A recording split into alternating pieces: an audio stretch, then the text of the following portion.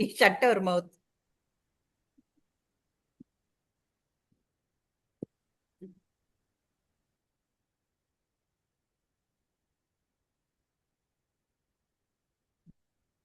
Shall I start?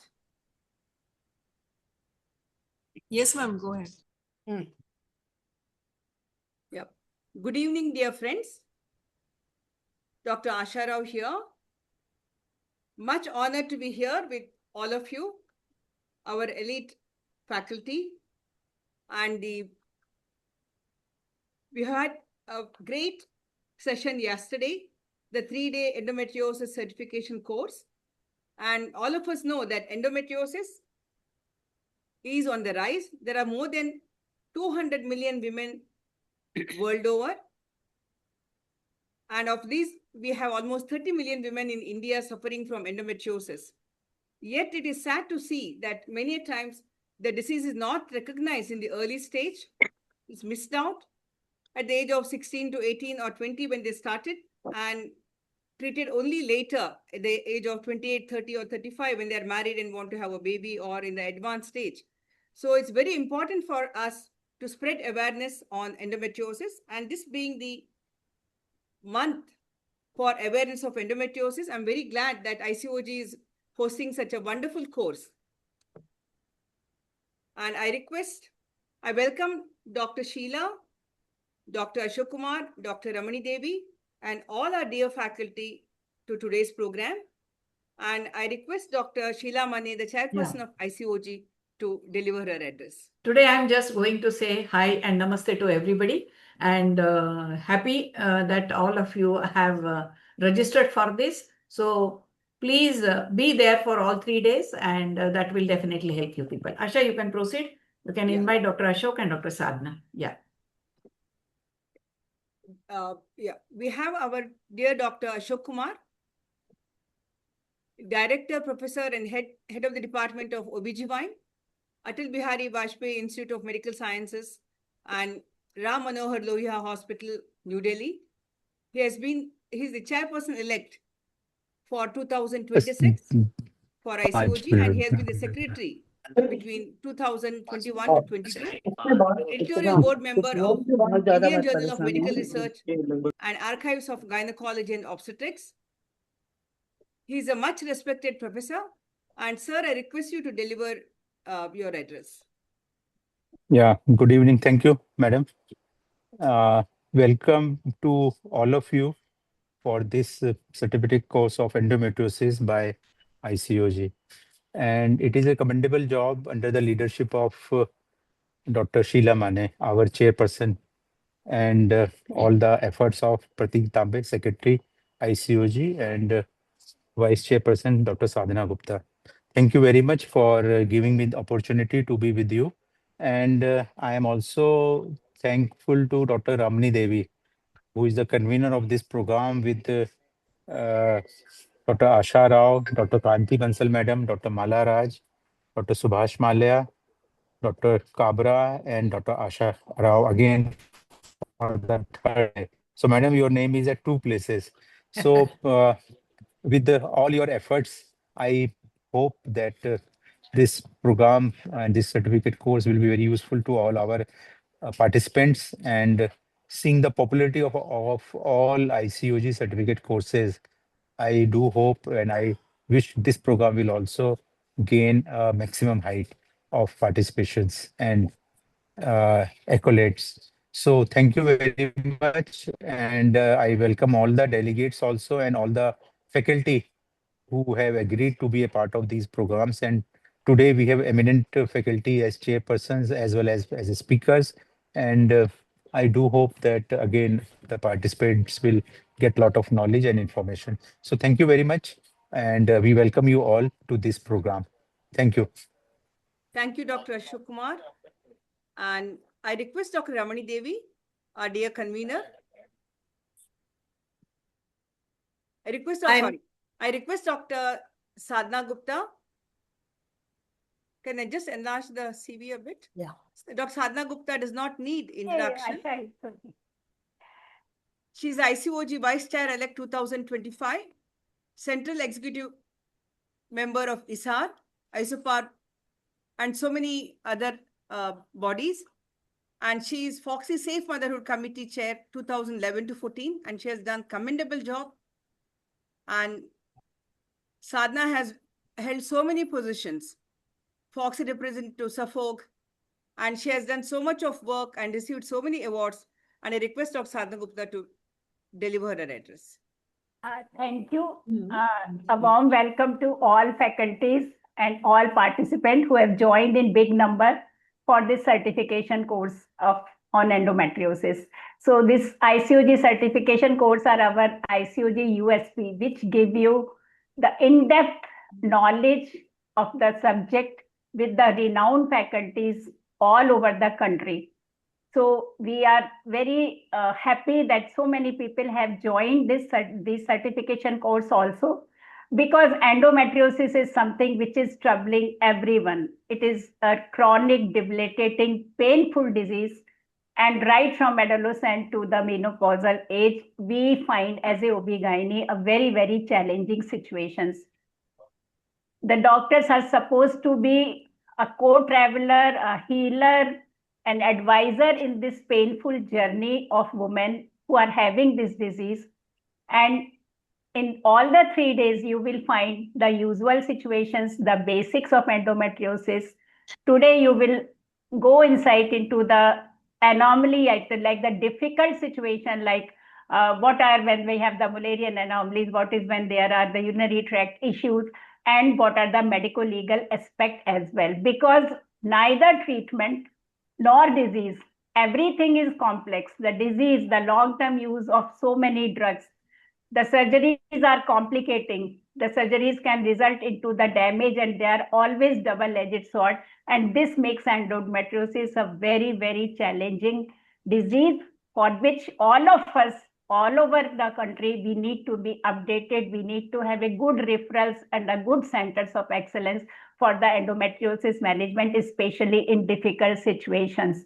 So we wish you a very happy and enjoyable learning, and we hope that this certification course will be a very important step in optimizing the management of endometriosis for our women. Thank you very much. Thank you, Dr. Sadhana, for that inspiring address, and thank you so much for your time. Now let me request dear Ramani Devi to give an overview of yesterday's session. Good evening, everybody. Respected Chairperson, Dr. Sheila Mane Madam, Vice Chair-elect Dr. Sadhana Gupta, Secretary Dr. Ashok Kumar, and my dear friend Dr. Asha Rao, Dr. Kanti Pansal, Dr. Mala Raj, who are all the coordinators for this program. I think it is one of the very most successful programs what ICOG has conducted, because yesterday we could see that more than 660 people have logged in, and till the end more than 600 people were there, and more than 500 had attended all the post-test thing. So that shows how much interested people are having. And one more thing is, in the textbook of Thielen, he would say that the person who knows endometriosis knows the entire gynecology. So in these 3 days, we have tried to give up the entire view about endometriosis. And yesterday, it was very nice having Dr. Lakshmi Srikande giving a talk on overview and adolescent endometriosis, none other than our adolescent vice president, Dr. Sampath Kumari, and Dr. Archana Basir gave a very good talk on imaging modalities. Myself gave a talk on non-invasive diagnosis, which will be the future diagnostic methods in endometriosis. And then medical management was given by Dr. Kanti Pansal Madam. With all her expertise in this field, we could see that her lecture was so simple but in-depth knowledge. We could see that. And a perimenopausal women, what we thought that endometriosis is a disease of reproductive age group, it is no more. It starts from womb to tomb. That was shown by Dr. Hepzibah, who gave a detailed talk about the perimenopausal endometriosis. And again, Dr. Pradeep Kumar Mitra gave a talk on how to create awareness for both the clinician and the patients. Then stress and mental health, what the women with endometriosis suffer. It was beautifully spoken about by Dr. Shaijas. And beyond that, we had an excellent panel discussion, which was moderated by Dr. Malaraj and Dr. Asha FOGSI with the experts of Kunjumaidin and Sundar Narayanan, and the panelists, Dr. Umayal, Jyoti Pudi, Divya Shri, Lakshmi Chenvamalla, then Venugopal, Kundavi Shankar, Kavita Gaudam, and Shubhasa. That's it. So with all these things, we had an excellent program, and overall, Dr. Pratik Tambe had given his inputs now and then throughout the entire program, and I welcome him also. And with this, we will now move on to the second day program. That is today, and I am very sure today's program was also excellent, that we have so many newer concepts. Yeah, thank you, Dr. Ramani, for compiling such a beautiful program. And I'm very sure today will be a more vibrant program. And now let me welcome the chairpersons, Dr. Pratik Tambe, Dr. Bharti Maheshwari, and Dr. Sneha Buyor, and Chinmayi Ratha.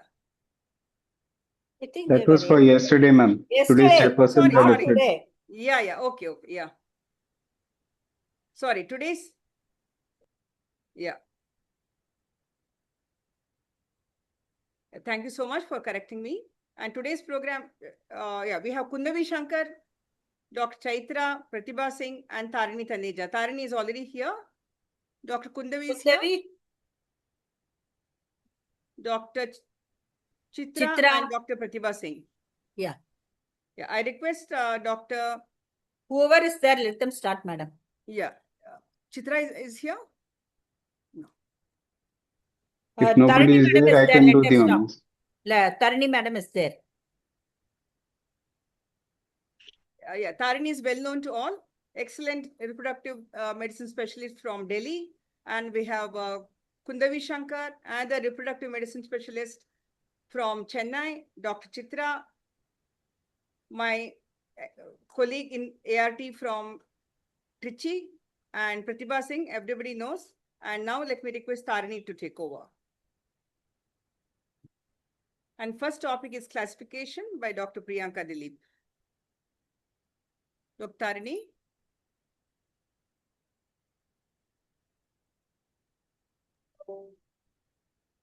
I think Pratik, you can She's take on over. mute. She's on mute, I think. Tarini is muted. Yes, I'm. Yeah. So the first speaker is Dr. Priyanka Dilip Kumar. He is consultant reproductive medicine, and he's a Milan Fertility and Birthing Hospital, Kumara Park, Bangalore. His topic for today. No, it's not a top. So over to Dr. Priyanka Dilip.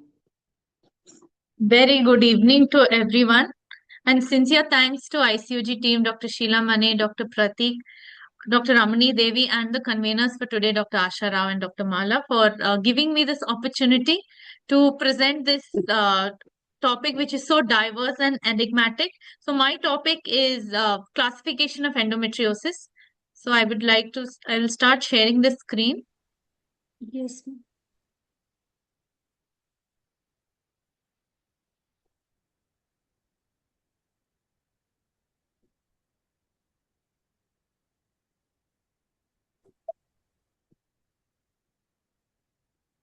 Is it visible now?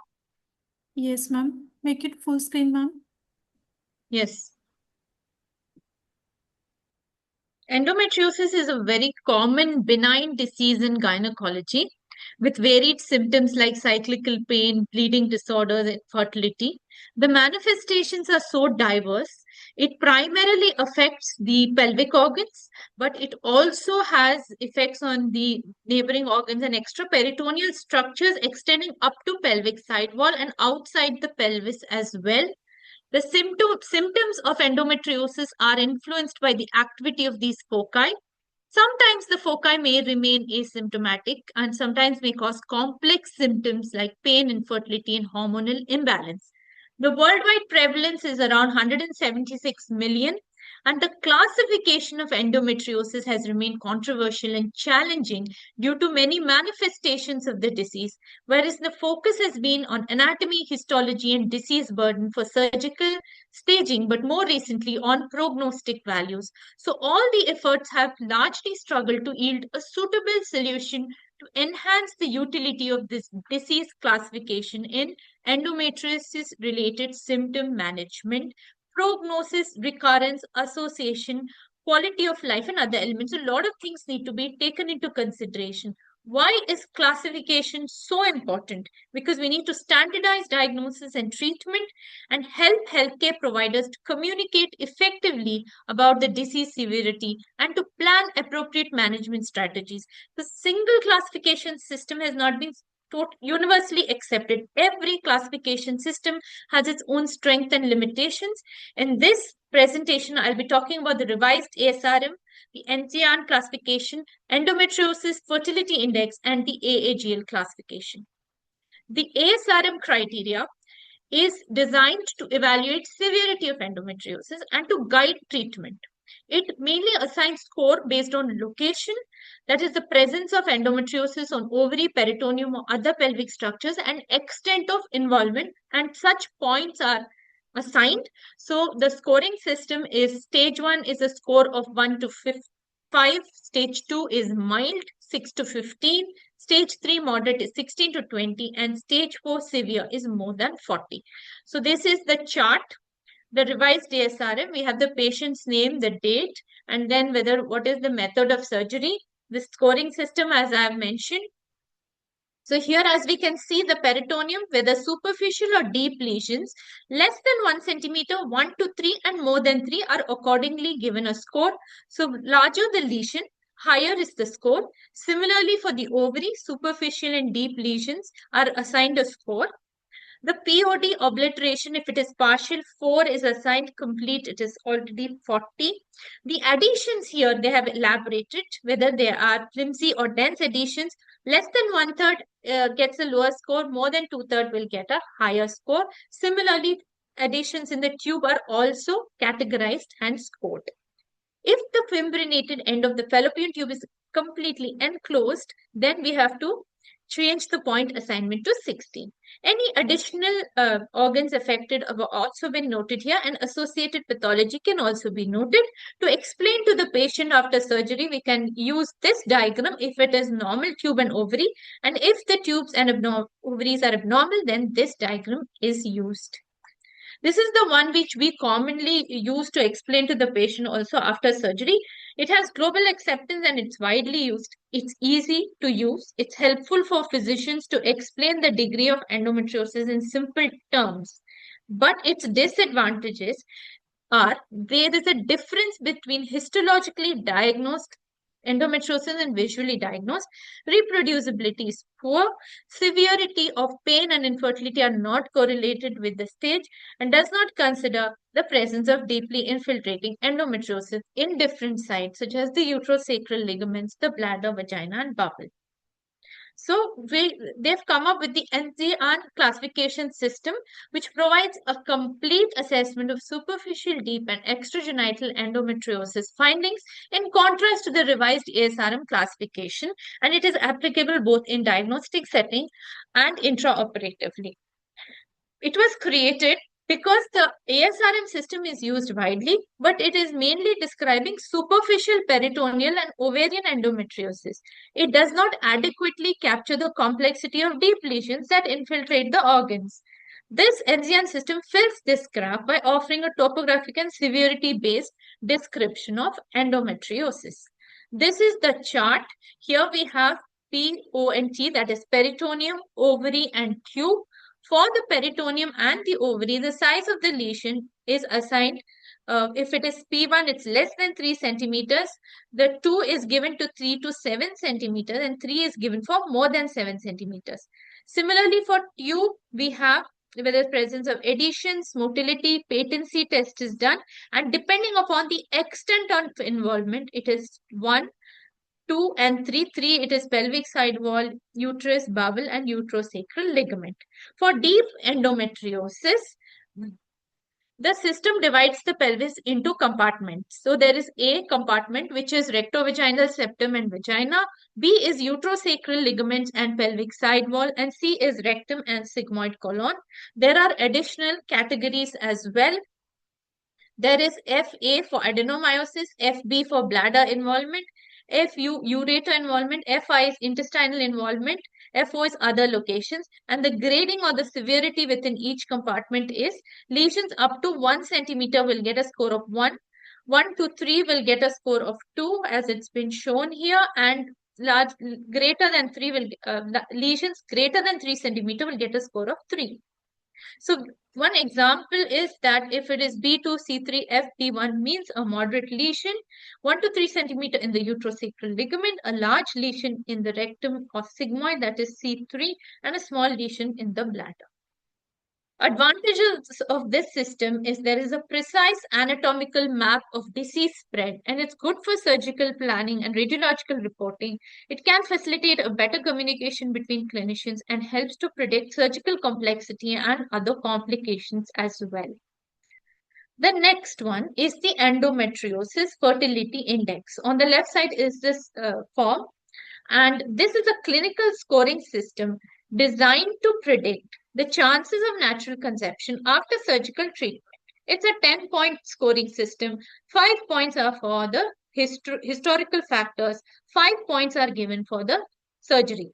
Now, the historical factors are age of the patient. If it is less than 35, the score is 2. If it is more than 40, it is 0. The number of years of infertility, less than 3 years is 2, and more than 3 years is 0. Prior pregnancy, if there has been prior pregnancy, it's 1, and no prior pregnancy, there is 0.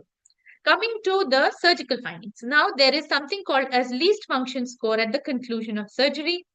4 is for normal findings.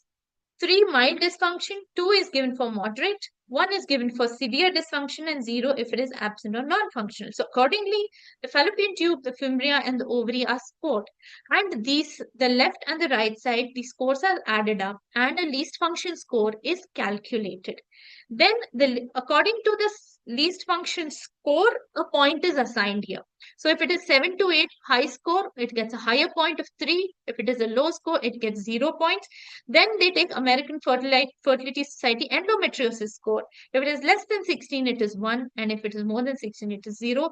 Thus, taking historical factors and surgical factors together, the endometriosis fertility index score is calculated.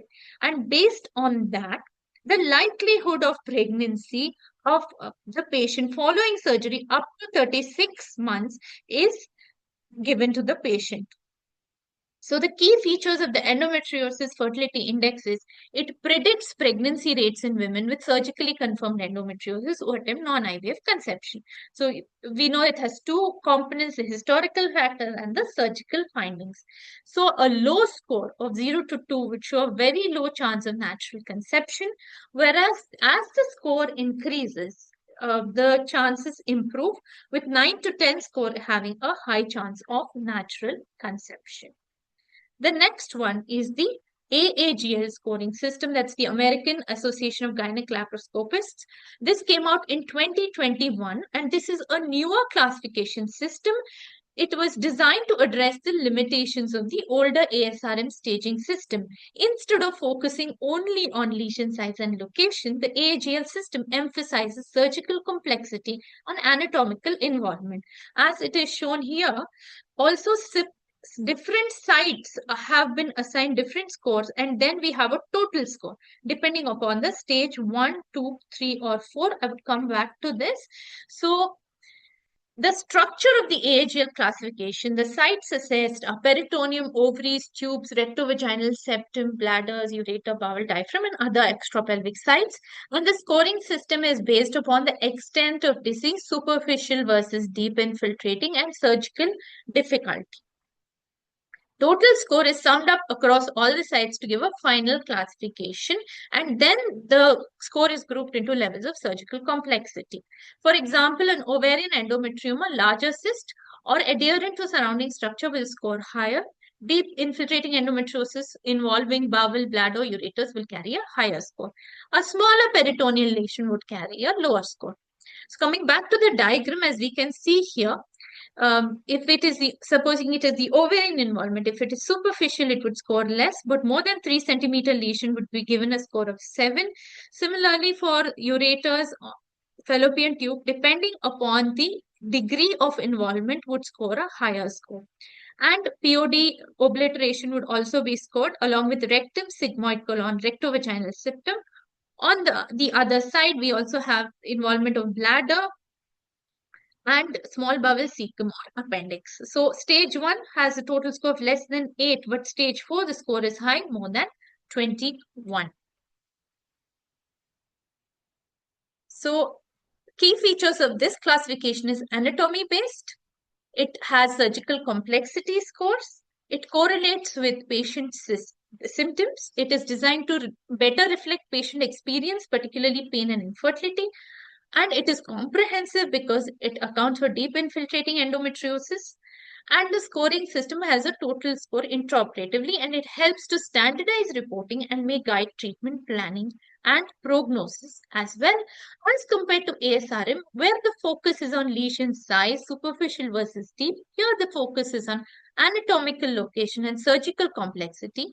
The symptom correlation for ASRM is weak, whereas it is stronger with AAGL.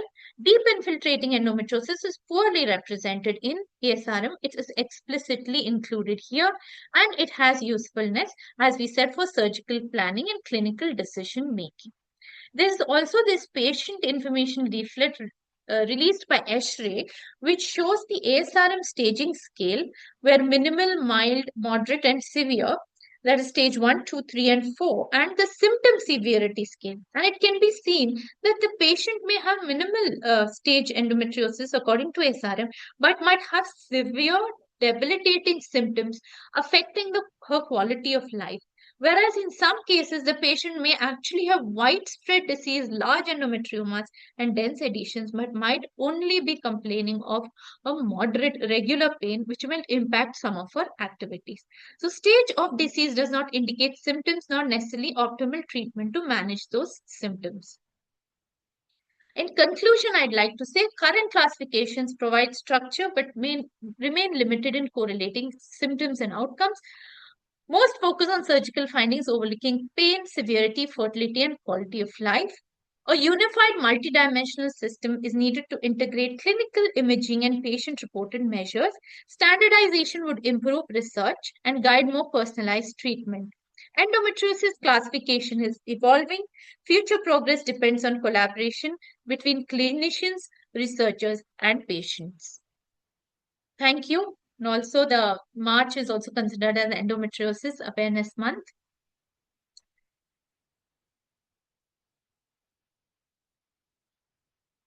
Thank you. I'd like to thank ICOG team again for giving me this opportunity.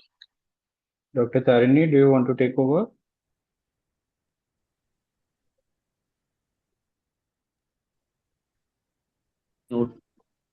Okay. So she told the classification, though we are widely using the revised ASRM classification, but it's over like NGN classification, we using over to this ASRM because of it gives the input about the deep infiltration endometriosis. Also, she has told about the EFI, that is the endometrial fertility index, that gives the idea for the fertility treatment after the operation of the endometriosis. And so we should go about the classification. Can we have the introduction Yes, of the next Amol. speaker, please? Thank you. Yeah. Thank you. Backend team, can you please display the CV?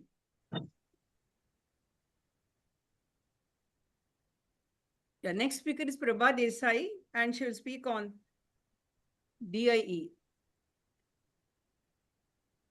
She's an OBGYN consultant. Dr. Chitra, will you take over? Can I Yes. speak? Yeah. She's Prabha. OBGYN consultant, gynae endoscopy surgeon, and she is professional affiliation, uterine member. She's lifetime member of IMA, FOGSI, IAG, ISAR, and many other bodies. And she has many awards to her credit. So over to Dr. Prabha Desai.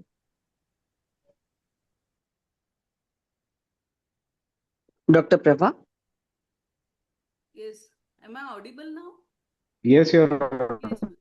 Please. Thank you, sir. Thank you, Sheila, madam, and the ICOG team for giving me this opportunity. So now we will proceed for further second talk as DIE. I'm just sharing my slide. Just a minute. So,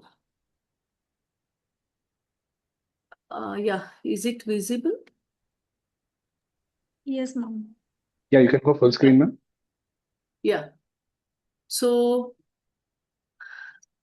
actually, most of the points of DI has been, this endometriosis basis has been formed now. So it is now we can dive deeply into this DI. That is, I would like to go with these objectives like defining DI, then understanding pathophysiology, identifying the clinical presentations, learning imaging and the mapping, which has been taken in depth yesterday, but just related with the DI we'll see today, then standard surgical principles and discuss the complications and the outcomes of deep endometriosis post-surgically. So by definition, DI is when the endometriosis infiltration is more than 5 millimeter beneath the peritoneum, it has been classified as a deep infiltrating endometriosis, and it has usually got a fibrotic nodule with a lot of nerve involvement, and with that's why it is very painful condition, and it has got actually less vascularity but more of the fibrotic and invasions, then associated with severe pain and organ dysfunction. So common sites are usually uterosacral, rectovaginal septum, bowel involvements, bladder involvement, and ureteric involvement in DI. If you see the epidemiology of DI itself, out of 15 to 30% of women with endometriosis are accompanied with the DI. So as we see, the pathophysiology is as common for all endometriosis is first theory as a retrograde menstruation and with the metaplasia. Here more of the neuroangiogenesis is a first component. Then fibrosis and smooth muscle hyperplasia will be there over time, followed by a nerve infiltration and causing severe pain. So usually patient presents with severe dysmenorrhea, deep dyspareunias, dysphagia and cyclical bowel symptoms, chronic pelvic pain, dysuria, hematuria, and if they are suffering with a bladder endometriosis, then infertility in 30 to 40% of patients. So many of patients are asymptomatic also, but when you find any on ultrasonography for other reasons, if you find the um, findings of endometriosis, then you can, if you ask them a leading question about the dysphagia or dysuria, then they will come up and tell, yeah, I thought it is a common phenomenon during menses, so I not talk about it. So we have to ask sometimes the leading questions about this. Then clinical examinations, we should do PV and PR both. Bimanual PV is very important along with the PR examination. So it is a fixed, on PV exam, you will find a fixed retroverted uterus. Then uterosacral nodularity, we can palpate tender posterior fornix and rectovaginal nodules. For rectovaginal nodules, you have to do the PR. Until and unless you do rectal examination, the examination will not be complete. For clinical examinations, if you see usually uterus is retroverted, then uterosacral nodularity will be there, tender posterior fornix and rectovaginal nodules are palpable. Sorry, what happened? This slide is not moving. Wait. Next. Yeah. So role of imaging comes the next, where standard transvaginal scan and with the transabdominal scan, and while doing transvaginal scan, you can call the patient for the next day with a bowel preparation, and you should do a bimanual, that is a dynamic transvaginal scan is more important in such cases. Okay. And then MRI for deep disease mapping, which is once you find the DI is there, you can go to prescribe for MRI prior to the surgery for planning the surgery and know the exact location, size, and the infiltration of the DI. Then assess the bowel, bladder, and ureter involvement is better with the MRI. Here, actually, we need a special preparation for MRI also. It is not a plain MRI which will be helpful for DIs. So how to do USG in endometriosis has been yesterday, it has been discussed very thoroughly. So we have to go very systematic manner when we are doing the transvaginal scan. Then TVS findings usually pertaining to DI, there will be hypoechoic nodules. The sliding sign will not be there, it will be fixed. Bowel muscularis infiltrations we have to study. Then reduce the organ mobility. This is one of the fundamental sign. Then for transvaginal, it is a gold standard non-invasive modality, and we have to see all the compartments, anterior compartment, middle compartment, and posterior compartment systematically and define. So I was telling the MRI is non-invasive, more sensitive, and it is a gold standard for DI. Laparoscopy, never it is a diagnostic, it is always a therapeutic procedure nowadays. So patient's preparation for MRI, what I was telling is we should have a prior one day, you should give them a low fiber diet and all. And then give and on the day of MRI, you give a peristaltic agents, Buscopan or IM or IV. Then vaginal distension will be done by around 50 ml of USG jelly. You can put in the condom and put the jelly into the vagina. And then per rectal distension, we have to do a rectal distension with 750 ml of saline, or you can use a USG jelly also. Then bladder distension, don't keep the bladder complete empty. You should have a moderate distended bladder prior MRI. Then only we can make out the nodules location, size, and on a contrast background as shown in this image. And T2 weighted sequence without fat separation is the best sequence for evaluation of fibrotic lesions. Okay, so MRI findings, as we discussed, what we should see exactly there is T2 hypotense fibrotic lesions, bowel wall thickening, ureteric compression, and bladder nodule. So preoperative mapping is a key point for the success of the surgeries. Size and depth of the lesions, distance from the anal verge, ureteric involvement, hydronephrosis, need for multidisciplinary team is so that we can plan for this team. So enzyme classification, just now prior talk, it has been discussed. ABC belongs to DIE, and indication for surgery in DIE is when the patient comes with severe pain and not responding to medical therapy, bowel obstruction symptoms, hydronephrosis, infertility, or in selected cases, usually DIE per se itself may not be, but it is indirectly related with infertility. Then when some organ dysfunctions, like we are seeing many cases of renal kidney atrophy or dysfunctioning kidney and all. So all these cases will need the surgery. If you see the principles of surgery, everybody know there should be a complete excision of disease. Nowadays, endometriosis is not pertinent to DI. It is not a disease of medicines. It is a disease of surgery. So what are the principles? We should restore the pelvic anatomy, identify and protect the ureters, nerve-sparing approaches, multidisciplinary surgery when required. Stepwise laparoscopic approaches, BCC, usually we follow the SoSure protocol, where we start with the sigmoid, that is at the pelvic brim, sigmoid adhesiolysis, ovarian fixations, then your ureteric adhesiolysis, then rectal adhesiolysis, then endometriosis, approach to the endometriotic nodule and removal. And here, stepwise, when we go for laparoscopic, after adhesiolysis, identify the ureter, open pararectal spaces, ureterolysis, nodule excision, and organ-specific surgery when it has involved. So this is an image of actually on evaluation. While evaluating the case for infertility, we found the uterosacral DIE. She came with a severe dyspareunia.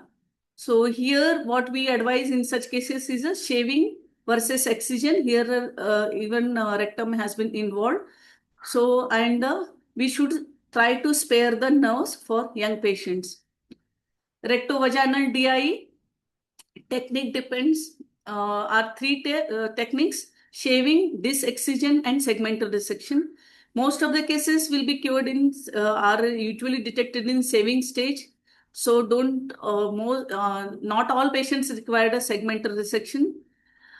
And then selection is based on if the size of the nodule is more than 3 centimeters, then they go for segmental resection, depth of the involvement, and lumal narrowing.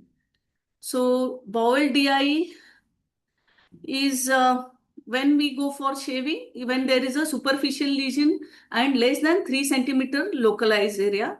Disc excision when localized deep lesion more than 3 centimeter, and if when there are multifocal involvement, that is more than 3/4 of the lumen has been 3/4 of the circumference of the lumen is involved, better to go for disc excision. Then segmental resection, large and multiple lesions are there. So here a bladder and the ureter, DIE. So in bladder, there is a partial cystectomy if is needed. For this, we have to go first locate it by cystoscopically. You can mark it by cystoscopically and do the excision of this nodule and suture the bladder in 2 layers. Then there are actually, this is a very, as it is a training program and I have to cover everything, I am going very fast with a glimpse of all type of DIEs. Actually, every DIE, every organ DIE has got its surgical principles, and lot much of care we have to take. If the DIE is always not in bladder, if it is near to the ureters, ureteric opening, we have to do a stenting. And if it is at the fundal region, then away from the ureters, you may not need. So depending on the locations, we have to decide what type of interventions we should do prior to excision. Then ureterolysis for extrinsic diseases. Then resection and reimplantation for intrinsic diseases. In ureters, extrinsic means has been by fibrotic nodule is outside the ureter and it is compressing the lumen. There you can do just ureterolysis, shave the all fibrotic nodule around the ureter, then make the ureter free. Resection and reimplantation is needed when it is growing inside the ureter and completely obliterated the ureter.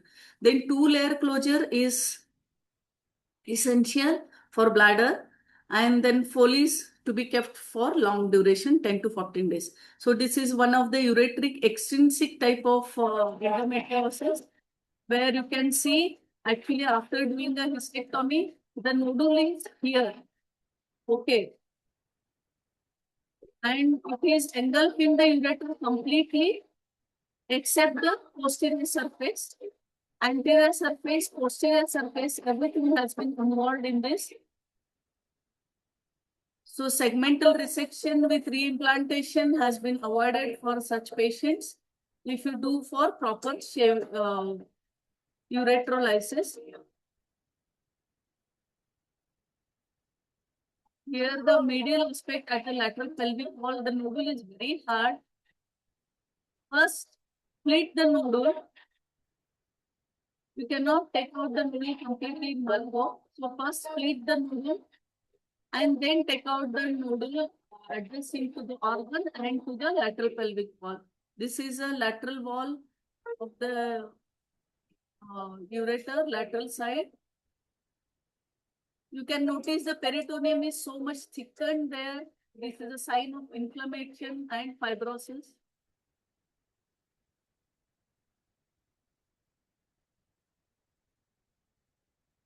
Here in this case, not only the ureter involved, actually the full peritoneum was also involved. You have to be very careful when you are dissecting the anterior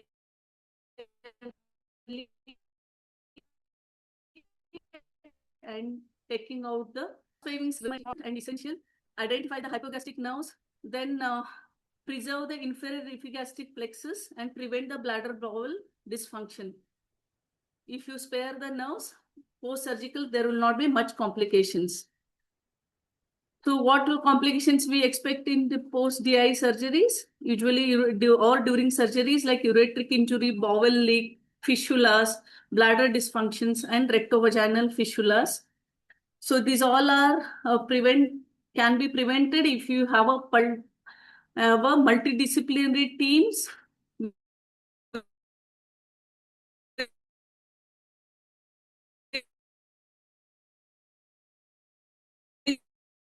with a lot much of pain specialist. If you have a good team, you can give a good success results.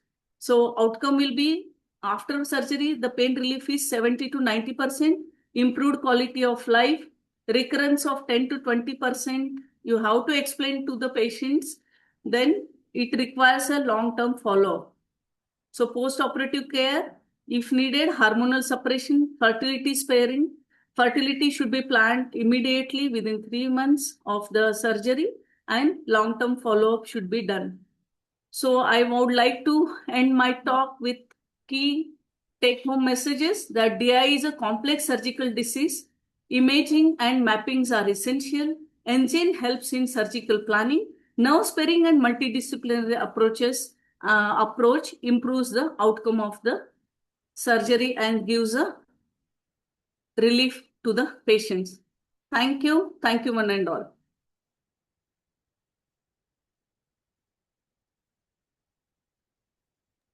Hope I am in time. Yes, Prabha. Thank Yeah, you. ma'am. Nicely explained. Nice videos. Okay. Yeah. Yeah, Thank you, ma'am. Prabha, for that Okay. wonderful Dr. talk. Chitra is here. Dr. Chitra has joined. Dr. Chitra, you can Yes, take over. ma'am. Yes, ma'am. I'm here. Good. Yes, DIE is a big problem because you have to have a good surgeon, and the surgery should be done perfectly well for us to have a good relief.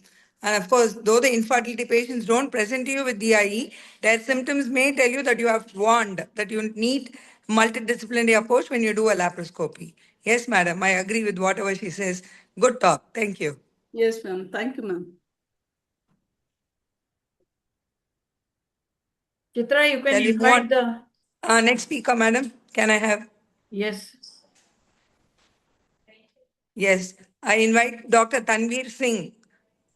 She's a consultant at Tanveer Hospital, Hyderabad, Telangana, and she's been a care member of Female Pain Association, International Ambassador for International Pelvic Pain Society, Heartist Ambassador 2026, honorary member of AGES, and a member of AAGL hysteroscopy SIG. So she's been well versed in laparoscopy, and she'll tell us on how we are going to manage fertility preserving surgeries. Over to you, Dr. Thank you Tanveer. so much, ma'am, for that kind introduction. Thank you, Sheila Mane ma'am, Malaraj ma'am, for inviting me to be a part of the ICOG. So can I share my screen? Yeah. Yes, ma'am. Okay. I'm just going to reduce this. Okay, I'm just 1 second. Just trying to get a full screen of this. Yes. All right. Now you can see my screen, full screen.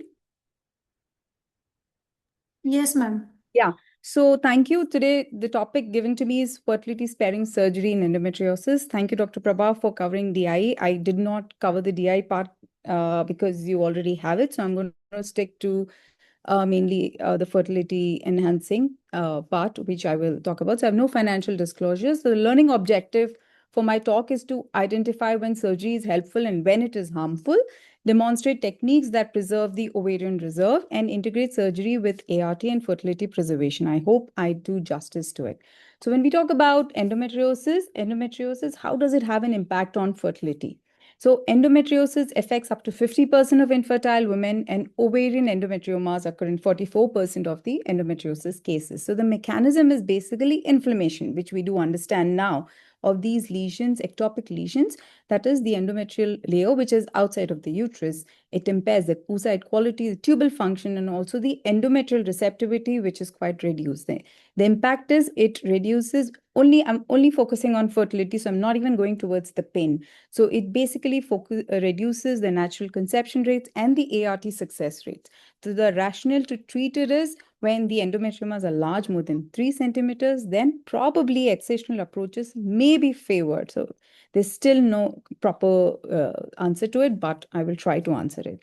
The different types of endometriosis, thank you, Priyanka, I've already described it. Make it easy for me, but just to sum it up, the superficial endometriosis is about out of a whole lot of endometriosis cases, 15 to 20% are superficial endometriosis, that is less than 5 mm of the peritoneum that it covers. The superficial peritoneal endometriosis, it's less than 5 mm size. You got to excise it. The deeper is deeper than 5 mm, more than 20%. So here you really require expertise where you're heading in.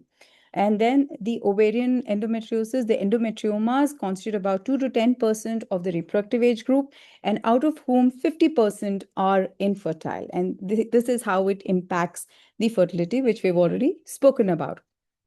So I'll let the video keep running. You will see this is a case of primary infertility. We have done the tube testings. They're pretty okay. One side a small endometrioma, but here I'm going to focus mainly on the superficial layers. That these are the peritoneal layers. So when you talk about who benefits from surgery for fertility, if she's been trying for pregnancy and this woman wanted to go for an ART. So most of the women, but we do try to wanted to go, but then she's been referred before even testing for it, but the AMH was quite okay. So we advised, why don't you go ahead and, let us see if we can move ahead with, if the tubes are fine, maybe give a trial of 2 to 3 months, because she was less than 30-year-old. That was the rationale. And the AMH was around 2.5. So that's the reason we advised to go ahead. So stage 1 and stage 2 endometriosis with subfertility or infertility, definitely there is a good chance of ablation or excision of the peritoneal disease, because these are inflammatory lesions, and it improves the pregnancy outcomes versus just the diagnostic laparoscopy. And this was the largest meta-analysis, largest RCT done by Marcos, which is there in the the Journal of New England, which is the most respected journal, which was a little older, 1997, but 341 women, where they found that yes, with laparoscopic treatment, there is success or there is improvement in the reproductive outcomes. They have followed up patients up to 20 weeks of pregnancy, and they found a good improvement. In the 2020 Cochrane review, it was found that laparoscopic treatment increases the viable intrauterine pregnancy rate.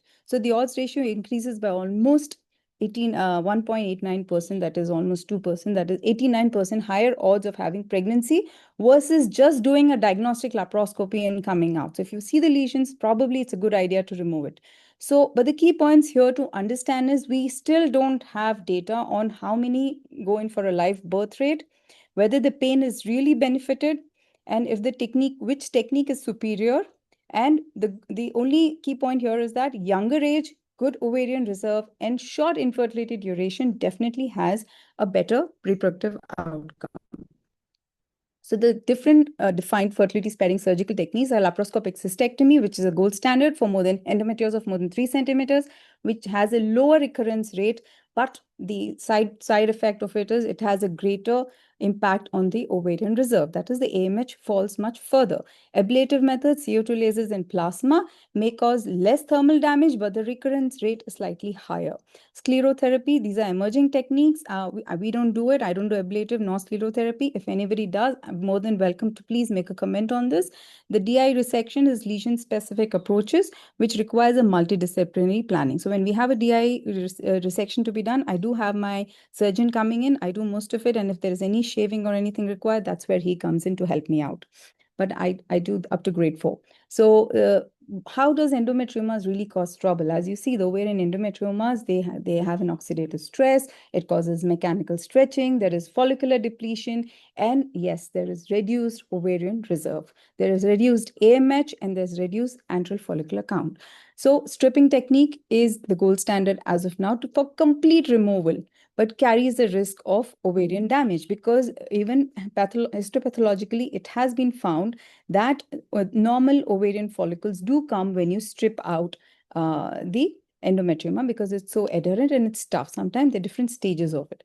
So the mechanism of injury is mechanical excision of the healthy cortex, the thermal injury from bipolar coagulation, which probably you should try and avoid, postoperative inflammation and edema, which occurs after the surgical intervention, and disruption of the ovarian microvasculature.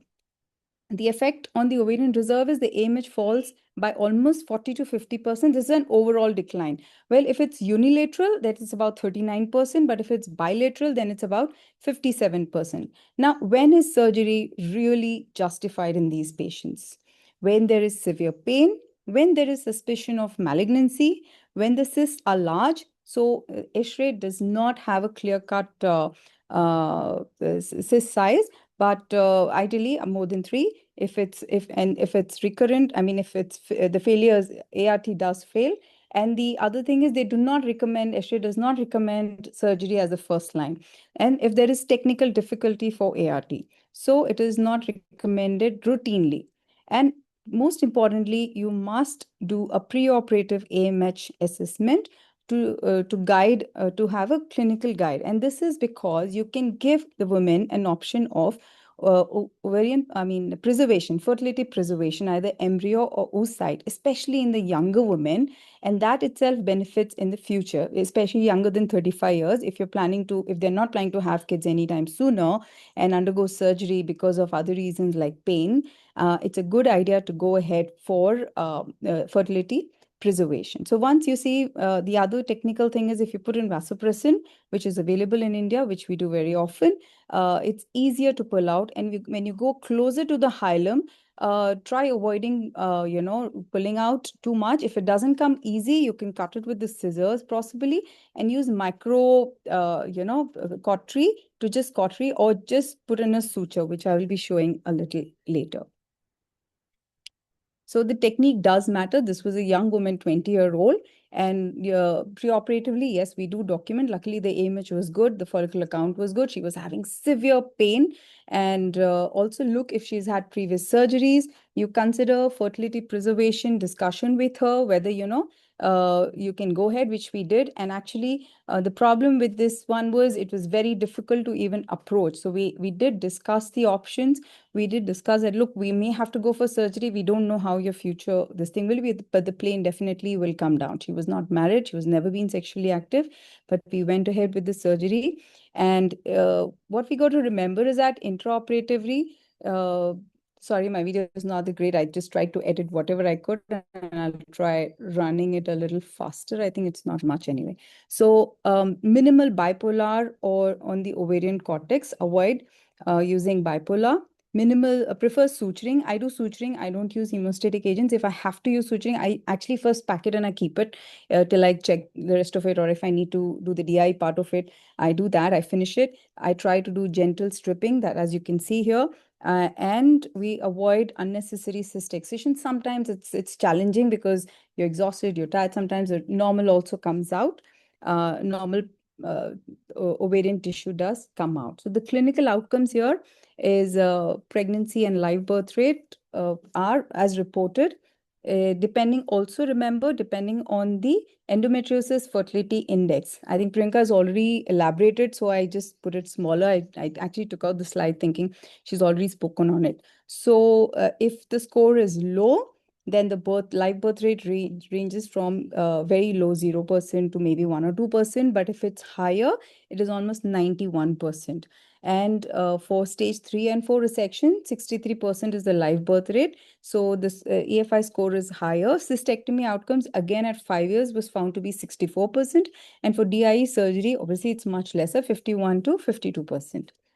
So patient selection becomes very important in the prognostic factor. Age is extremely important, especially when you're planning for surgery. Also looking for ovarian reserve, discuss with the patient the lesion characteristics, the size, whether it's bilateral, whether it's DIE, how much you need to resect, what are the complaints, what is the symptom pathology, symptom profile of the patient, the EFI scoring, any associated pathologies that you need to deal with. Many times they are associated with adenomyosis. How do you want to deal with the adenomyosis? Any of the prior surgeries with fibroids, and also look for your fertility goals. And possibly, asymptomatic endometriomas are something you need not removed. So we spoke about fertility preservation, that is oocyte preservations.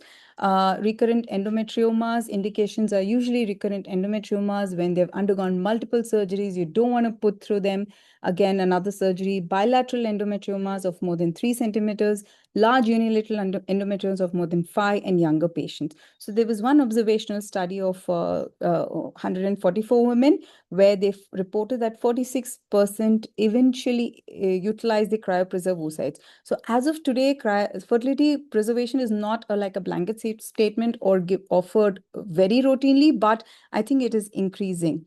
And the complications are, yes, as already mentioned again and again, there's an ovarian reserve loss. There is a chance of recurrence of 10% in the first 5 years, and reoperation obviously results in lower pregnancy rates. DI-specific risks are any of these bowel, urinary, sexual dysfunctions like the nerve injuries. Dr. Prabha has already spoken about them. And you must also do the technical considerations, especially when thermal injury to the ovary. So the key takeaways are technique is extremely important. Learn your techniques well, counsel your patient, discuss your patient. So just a few days back, I operated on a large broad ligament fibroid, and that she was a doctor herself, and she has adenomyosis. Plus, she also had some, not really DI, but peritoneal lesions.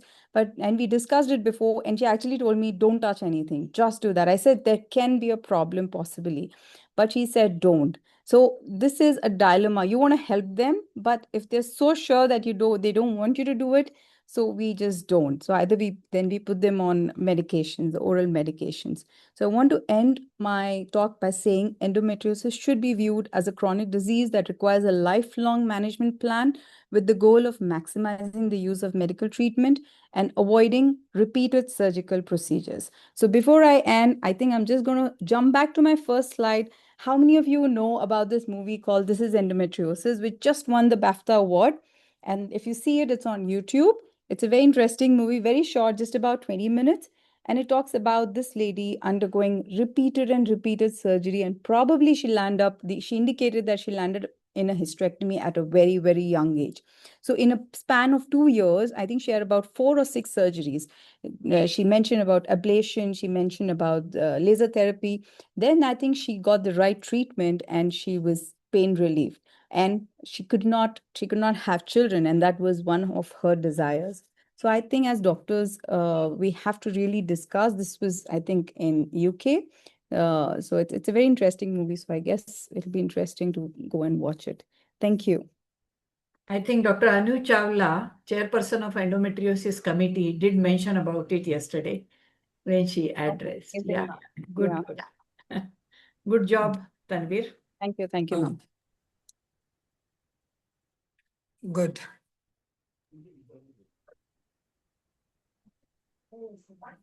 Can we have the next? Okay. Meenu Agarwal will be our next speaker, and she'll be talking to us about Mullerian anomalies and endometriosis. So, Meenu Agarwal is the gynecologist from Pune, and she has been the elected Secretary General of International Society of Gynec Endoscopy. She has been the chairperson for Imaging Sciences Committee of FOGSI. She has contributed many articles towards FOGSI. She has won many awards like India's Greatest Leader, Inspiring Gynecologist, Health World Champion of FOGSI, etc. So over to you, Dr. Meenu Agarwal. We are eagerly waiting to know about Mullerian anomalies and endometriosis. Welcome to you, Meenu. And hi, Vidya Tobi. Lovely seeing you. Thank you very much. Thank you for this kind introduction. And thank you, Dr. Sheila Mane and the entire team, Dr. Pratik, Dr. Mala here, and Sadhna Madam, Ashok Sir, and of course, our own Dr. Ramni Devi Madam, who is like the encyclopedia of endometriosis. So, can you see my screen? One moment. You have shared the wrong screen.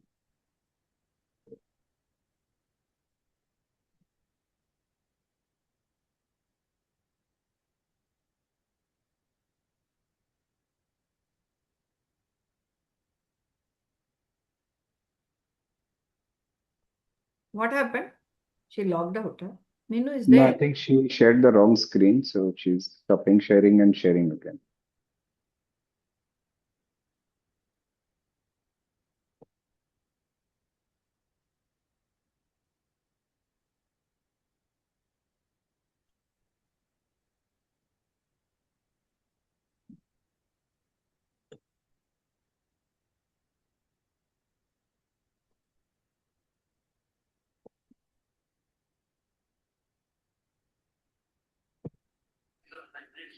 Meenu, ma'am.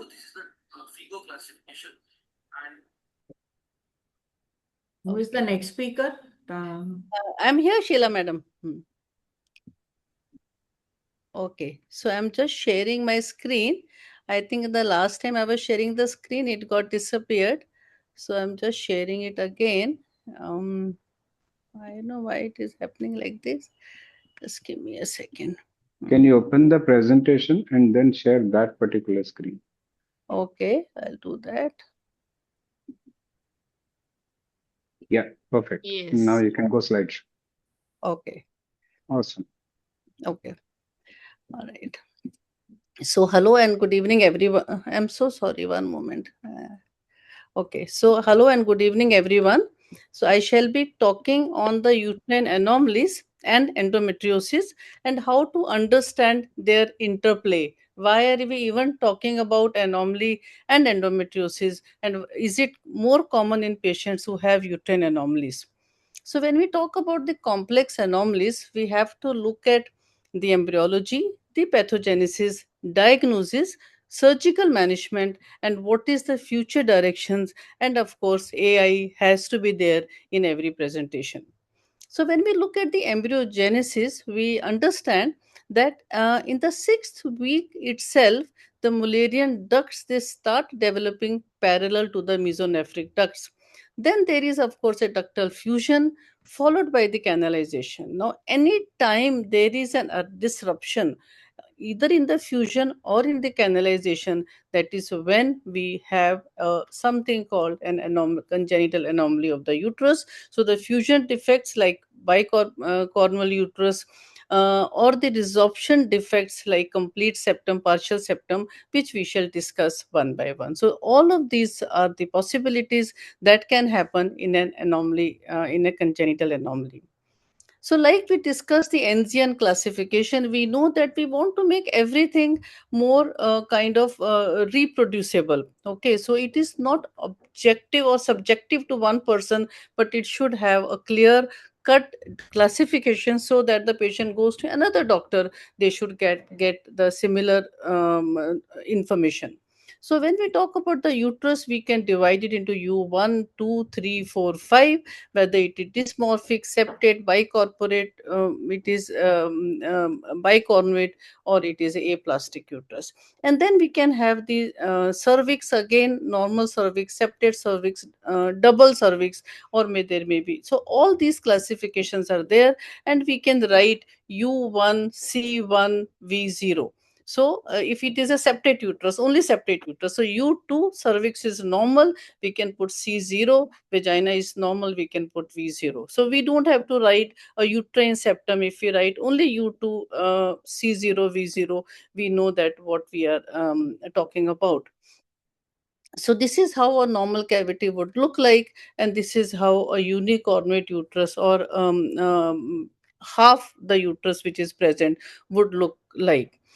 This is how the bicornuate uterus will look like. This is a complete bicornuate uterus. This is a partial bicornuate uterus. Very, very important is to diagnose from a septate uterus. So whenever we talk about septate uterus, so septate uterus means this distance is less. Okay, so this angulation is more than 75 degrees, as they say, in a bicornuate uterus. And also this myometrium, we see the myometrium here. So if the myometrium will look like a straight line here, either a straight line, it could be convex like this, or sometimes it can be slightly concave, but again this distance will be less than 1 centimeter. So we should know all these possibilities, because when we are operating on the patient, we should be sure what we are dealing with in the first place. Again, very important is the endomyometrial junctional zone for all the junior colleagues there. It has been, it has come as a very, very major kind of a thing that we should look for. And if it is, it will be normally seen in a septate uterus. However, in a bicornuate uterus, you will see it dipping down and then going back again. And again, the thickness of this endomyometrial junctional zone will tell you whether this patient might get adenomyosis or is prone. If it is more than 8 millimeters, it is an early adenomyosis, even though we may not have any features of adenomyosis. Then we have something called the uterine didelphus, where we have two uterine bodies completely separate, and they can be normal sized. Now, when we talk about endometriosis, so endometriosis, we can understand that 47% of the patients who have obstructive anomaly have higher chances, of course, of the endometriosis. But even in non-obstructive cases, there is 19%, which is marginally higher than the control. However, septate uterus, which is again non-obstructive, but the incidence of endometriosis is about 25%. That is a lot. So maybe, the uterine contraction is not that good, and that is why, as per the Sampson theory, we can say that there is a retrograde blood flow more so in a septate uterus. So we have Mullerian agenesis, we have septate uterus. We should only know only these 3 or 4 things. One is complete or total absence, like MRKS syndrome, septate uterus, bicornuate uterus, unicornuate uterus, or uterus didelphys. So we understand there can be a Sampson theory, which would be more evident in Mullerian abnormality, and there could be metaplasia and Mullerian rest, as we say. They are more present where there is an embryologically, there has been a disruption. So there is a clinical evidence that the severity and infertility is much more in patients who have anomalies and who also have endometriosis. So this is how there can be again delay. Dr. Sadhana madam said that why can we not diagnose adolescent earlier? So very, very important that as soon as the patient comes in and they complain of cyclical pain, we must do a simple ultrasound, and that will sometimes give you a cliché that okay, a hint that maybe there is a problem, and then we can further investigate. Now, this is a lady, young girl. She came. Now you see here, this is a office hysteroscopy. It is a simple, we say it is very simple. It is a unicornuate uterus. She was also having some kind of a pain, and we did a laparoscopy for her. Now, when you do a laparoscopy, it looks like normal uterus with 2 fallopian tubes. So why it was looking like a single or a unicornuate on hysteroscopy? So if we look carefully over here, in this particular case, if you look carefully, you see that the tube on the right side is very long. And then again, if you go more carefully, so you can see here, this is the rudimentary horn, and from where the fallopian tube is attached. So this is a unicornuate uterus with a rudimentary horn, and you can see endometriosis over here on this side. This is the endometriosis here. So these patients, early diagnosis, and then we can go ahead with the treatment or a surgical management. This is again a similar case. Young girl comes with cyclical pain. Ultrasound shows some kind of it came like a cyst, ovarian cyst, or maybe they thought it could be endometriosis, but the ovary was separate from the cyst. So what it is, when you think logically, we did not do hysteroscopy because she was a young girl. We directly put, she was in acute pain, we directly put a laparoscope, and this is a hematocolpus, in the uterus on this one side. So what we have to do, it is like a mini hysterectomy. So we have to remove, this is a bicornuate uterus which is not connecting, and that is why the blood is getting collected in the other horn, and she is getting cyclical pain. And for some time the mother and the family may say, oh, normally hota hai periods mein pain, not to worry. But then ultimately she did visit us, and we did kind of, you can see, it is like a mini hysterectomy, you can say. You have to disconnect from the round ligament, and the fallopian tube on that side also should be removed, leaving the ovaries, of course, behind. Then we, having come across many such cases, we developed our own way of managing these patients. This is something where we started using vasopressin. And see here, we thought, can we manage it like a cornal pregnancy, like a cornal, yeah. So we started using this purse string suture at the base of this hematocolpus. So here you can see here, so this is how then we disconnected it, and we found the bleeding was not there at all. Absolutely no bleeding was there, and we could just do a simple, I mean, even if you don't suture, it is fine, but we did use some barb suture after we removed it. So even after the complete removal, you can see there is hardly any bleeding, I mean zero bleeding. And the other the part of the uterus which is remaining behind, it is so much more, it looks like a proper uterus, because otherwise it looks like a cut from one side when we were doing the earlier time. So we have published this technique in these cases where we used a purse string suture. Vasopressin, use of vasopressin also helps, and then of course you can disconnect it. Then again, sometimes, now this is a complete septum. Again, you have to treat these patients. So this is a complete septum only for the junior colleagues. Sometimes it is difficult to put a resectoscope right in the beginning. So how to manage these cases? So either we can use a bipolar needle, or better is to use simple scissors. So bipolar needle also takes a lot of time for this thick septum. So use a scissors in the beginning, and once you have cut it, you have reached to a certain, I'll just fast forward it, high level, and at that time we can use a Collins knife. So it makes your life much easier. It is much faster, because now it starts bleeding. Thick septa will bleed little bit, so it is better to use coagulation and cutting, and then we go ahead. Once we are in the cavity, it is much easier. This is another case where it is a complete uterine septum. You see the septum is still here, and there are two services. Okay, kind of, it looks like two services. So how to do it? So we have to block, because if we cut it from here, I don't want to cut this, because I don't want her to have a cervical incompetence. So I want to only cut over here.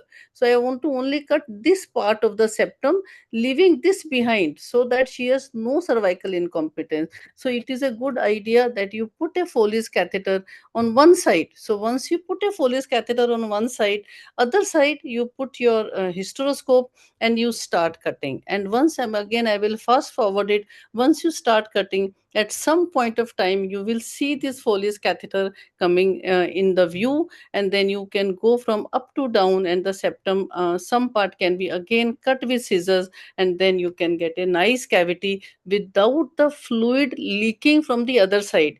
You can also put a valsalum on the other side and then do it, but then this Foley's really gives you a good distension and a good vision. So try this method. It is, of course, it is not my method, but it is there in the books, and this really works. And slowly the actually Foley's bulb comes into the other side. You see the entire cavity now seen very beautifully filled with the Foley's.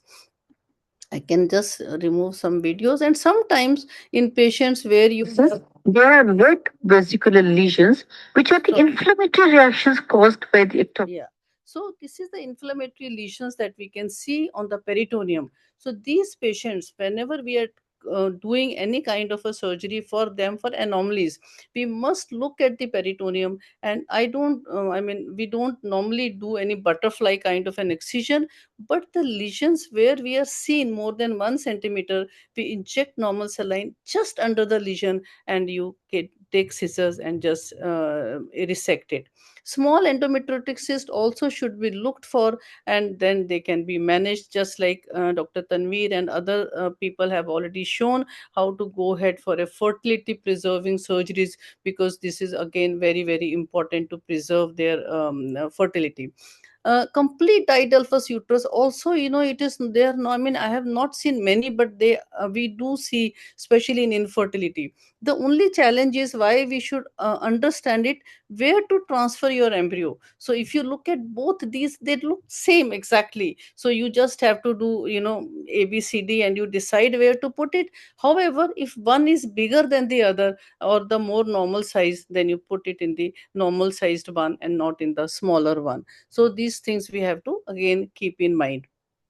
And what to do, whether to do MRI or to do ultrasound. Of course, MRI definitely has a better sensitivity to 3D ultrasound. We do have a very good radiologist who does fantastic 3D ultrasound, and once we have done an ultrasound with him, most of the times we don't require MRI. But of course, you can be the judge who you are comfortable with your radiologist.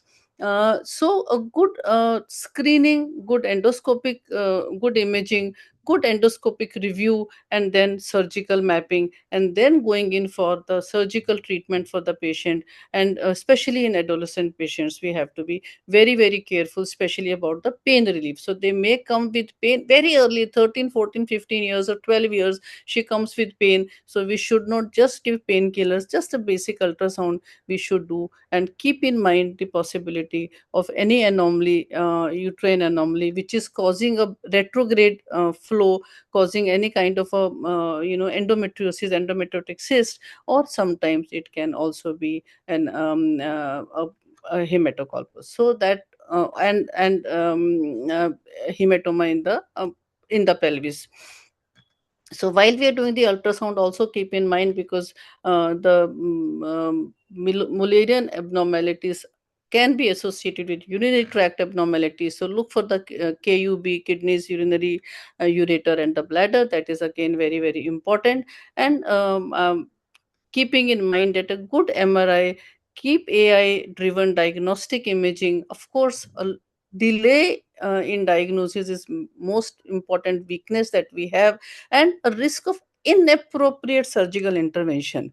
Again, it is a threat. We have to be very, very careful when we are operating on these young girls, with all the possibilities that we have: good counseling, good surgical skills. I mean, of course, everybody has a good surgical skill, but a good counseling and thinking of our fertility in future, we have to keep in mind. So takeaways would be early suspicion, precise imaging, multidisciplinary surgical intervention, optimal fertility preservation, and pain management, very, very important. So thank you very much. I hope I am not crossed my time. Thank you very much. Thank you. Thank you, Dr. Meenu Agarwal. Thank you to all the speakers of this session. Fantastic evidence-based talks by Dr. Priyanka Dilip Kumar, Dr. Prabha Desai, Dr. Tanveer Singh, and now Dr. Meenu Agarwal. Fantastic slides, amazing, good presentations from all of them. And I'm sure the attendees will have benefited a lot. Incidentally, as I mentioned at the beginning of the program, we have more than 1,900 registrations for this 3-day course. Yesterday, we had a live audience of over 650 at one point. And even now, I'm seeing more than 450 attendees live. So that is amazing, fantastic. And thank you to the chairpersons of the first session as well, Dr. Tarini Taneja, and I think Dr. Chitra was there as well. Let's move to the next session. Can I invite the chairpersons for the next session? Dr. Ragini Agarwal. Mala wants to do it. Dr. Mala, yeah. In the meanwhile, Dr. Sheila, Dr. Tambe, and Dr. Ramni, thank you so much for giving me the privilege of being a coordinator today. Thank you so much. You are coordinator for all 3 days, as I had mentioned yesterday. Yes, I'll also be there Irrespective tomorrow. of you being in flight mode or, not in being in flight mode. Yeah. We are I'll happy to have definitely you. be there. Thank you. Yeah, thank you so much, Asha madam. So we move on to the next session, for which we have our next set of chairpersons. We have Dr. Ragini Agarwal, Dr. Sudha Tandon, Dr. Vidya Toby, and Dr. Ritu Khanna. So can I have Dr. Ragini Agarwal, Madam CV, please? Yeah. So, Madam is the General Secretary of IMS 2025, Founder Chair of Aesthetic Health Committee IMS, Joint Secretary of IMS 2023, Patron of Menopause Society Gurgaon, and also National Convener of Indian Menopause Society and Project 70 Plus, Founder Chapter Secretary of Gurgaon, and also pioneer of cosmetic gynecology. Then next slide, please. Yeah, so we have Dr. Sudha Tandon, Madam, who is going to take over as the President of IAGE 2025-26 and 2026-27. She was also she's also a MOGS and ISA committee member, organizing chairperson of the MOGS IAG Endo-ART conference, FOGSI chairperson sexual medicine, and a faculty at IMAST.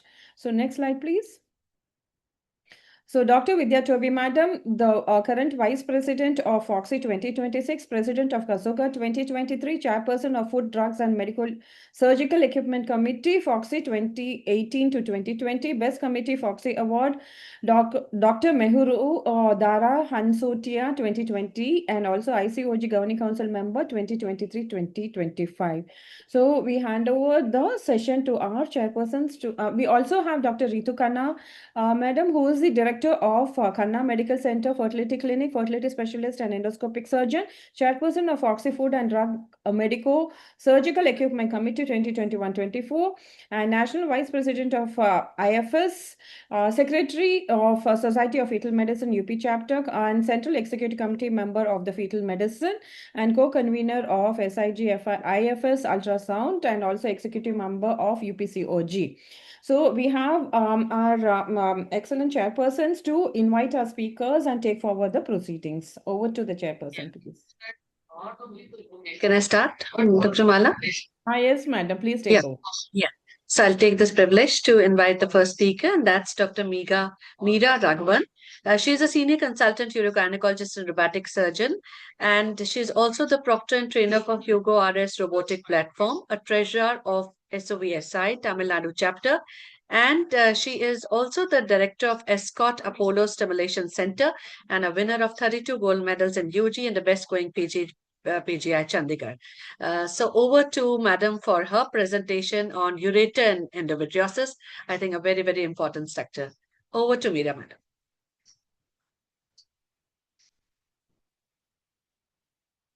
Dr. Meera. Hello, good evening. Thank you for the kind introduction. Am I okay to share now? Yes, ma'am, please go ahead. Yes, ma'am. Yeah. Thank you.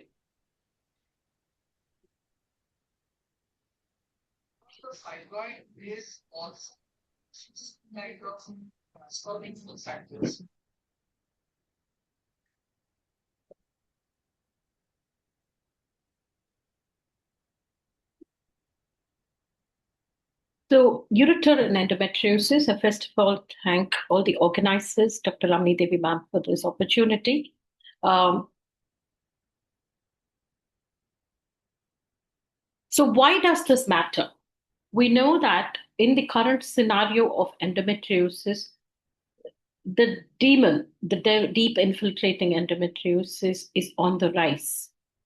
And it definitely involves the peritoneum as its peritoneal disease in its own merit. With it, the retroperitoneal structures get involved, and ureter involvement is notorious for being silent and insidious in onset. It has, however, a risk of irreversible renal damage which it carries with it. And because it is silent, a delayed diagnosis is so common to the extent that the renal damage has already been done and nothing much can be saved in terms of the nephrons. So looking at the overall picture of endometriosis, we know that 10 to 20% can be involved in cases of deep infiltrating endometriosis, of which 80% of the ureteric involvement can be because of extrinsic compression and 20% because of an intrinsic stricture, which can develop because of the luminal kind of endometriosis, typically what happens in the bladder as well. And we know that left side is more common than the right side, probably because of the disposition of the anatomical aspects of the sigmoid colon as in the left side. So looking at the pelvic ureter anatomy, we all know the concourse of the ureter, which as it enters the pelvis at the pelvic brim, it tends to run along the lateral pelvic wall, passes under the uterine artery, and quite close to the uterosacral ligament, pretty much at the lower part. The dorsal or the proximal, which we call the cranial part of the uterosacral ligament, seems further off from the ureter, at least by a distance of 2 centimeters. And hence the exploitation of this distance for high uterosacral ligament fixation, which happens in majority of the prolapse surgery. So what about the ureteric blood supply, and why is it important for us to understand in terms of the endometriosis as such?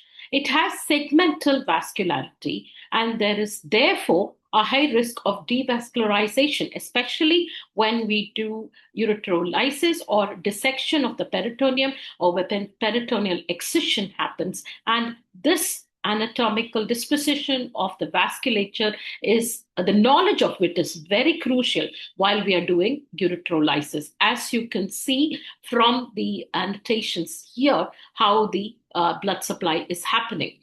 And with regards to the pathophysiology, chronic inflammation happens in endometriosis, leading on to further fibrosis, scarring, and thereby entrapment and compression. And there can be progressive narrowing, and the obstruction is entirely silent for most part of the course of the injury. And only when it produces the backflow changes and the pressure changes does it become evident to see that there is hydronephrosis, hydroureter, and subsequent nephron damage, leading on to irreversible kidney damage. As we have already seen, extrinsic compression is because of the external compression. Intrinsic is because of a intramuscular infiltration, and this warrants resection in most of the cases. So clinical presentation with an ureteric involvement as far as endometriosis is concerned often is asymptomatic and picked up when we do routine scanning as part of the endometriosis. So I would like to emphasize here that when there is a large endometrioma, there will be a stronger suspicion invariably of deep infiltrating endometriosis. And whenever we deal with deep infiltrating endometriosis, it's mandatory to do upper renal imaging to make sure and evaluate renal function so as to ensure that it's no backflow or ureteric involvement, by which we can pick up things early and do meaningful intervention so as to do nephron saving. So flank pain can be quite late because of a hydronephrotic kidney where most of the damage has been done. And in patients with the deep infiltrating endometriosis where you suspect the ureteric involvement, and if you have done a medical management of stenting, it is mandatory that we image the kidneys on a frequent basis, along with specifically mentioning the cortical thickness and the epidiameter of the pelvis to make sure that there is no further hydronephrosis or further cortical function deterioration, which can happen by a surrogate marker of measuring the cortical thickness on an ultrasound during the kidney scan.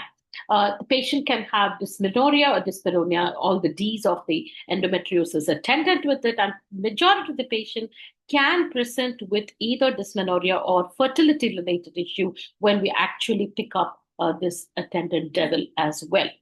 So the complications, as I mentioned earlier, cortical thinning, renal function loss, and urosepsis, which is rare. However, it is not unknown because the same backflow and the stagnation of urine within the collecting system as well as the kidneys can be a medium for bacteria to thrive, and even a simple UTI can become an ascending infection and become a complicated urinary tract infection leading on to urosepsis.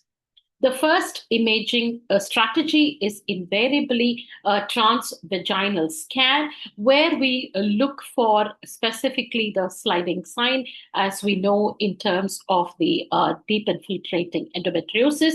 And when you have a large endometrioma and you suspect deep infiltrating endometriosis, renal imaging is mandatory. MRI pelvis is also done in deep infiltrating endometriosis, where you can see ureteric wall thickening and the circumference of the ureter is noted to be concentrically reduced and thickened as well. The lumen is reduced, but the wall is thickened. And you also notice any intrinsic muscular thickening as well as compression, which can happen as part of the ureteric involvement. Ultrasound findings may be because of a dilated ureter. You can also pick up any bladder nodule, which can be predictive of a bladder endometrioma, and parametrial nodules, which can be the reason for extrinsic compression of the ureter in the first place, leading on to hydroureteronephrosis. You can see the clubbing of the calyces and thereby further thinning of the cortex, leading on to severe hydronephrosis.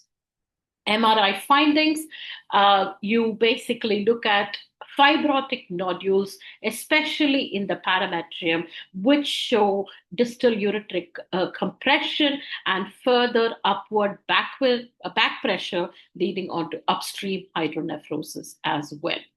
These are various pictures, again, to enunciate the fact that when you have deep infiltrating endometriosis, you look out specifically for parametrial nodules and further causing ureteric compression and features of dilatation of the pelvis or hydroureteronephrosis. So renogram, there is a definitive role. You have picked out a structural problem, a pathological back pressure and dilated ureter and hydronephrosis. We need to assess whether this kidney is functioning properly. We do that by the DTPA scan. We now assess the split renal function, which helps us in the pre-surgical planning. Say, for example, a patient has got hydroureteronephrosis but has a function of the kidney more than 20% on the split renal function of the DTPA, they would definitely benefit by ureterolysis and stenting and regular checkups of the kidney function, because it is known to improve.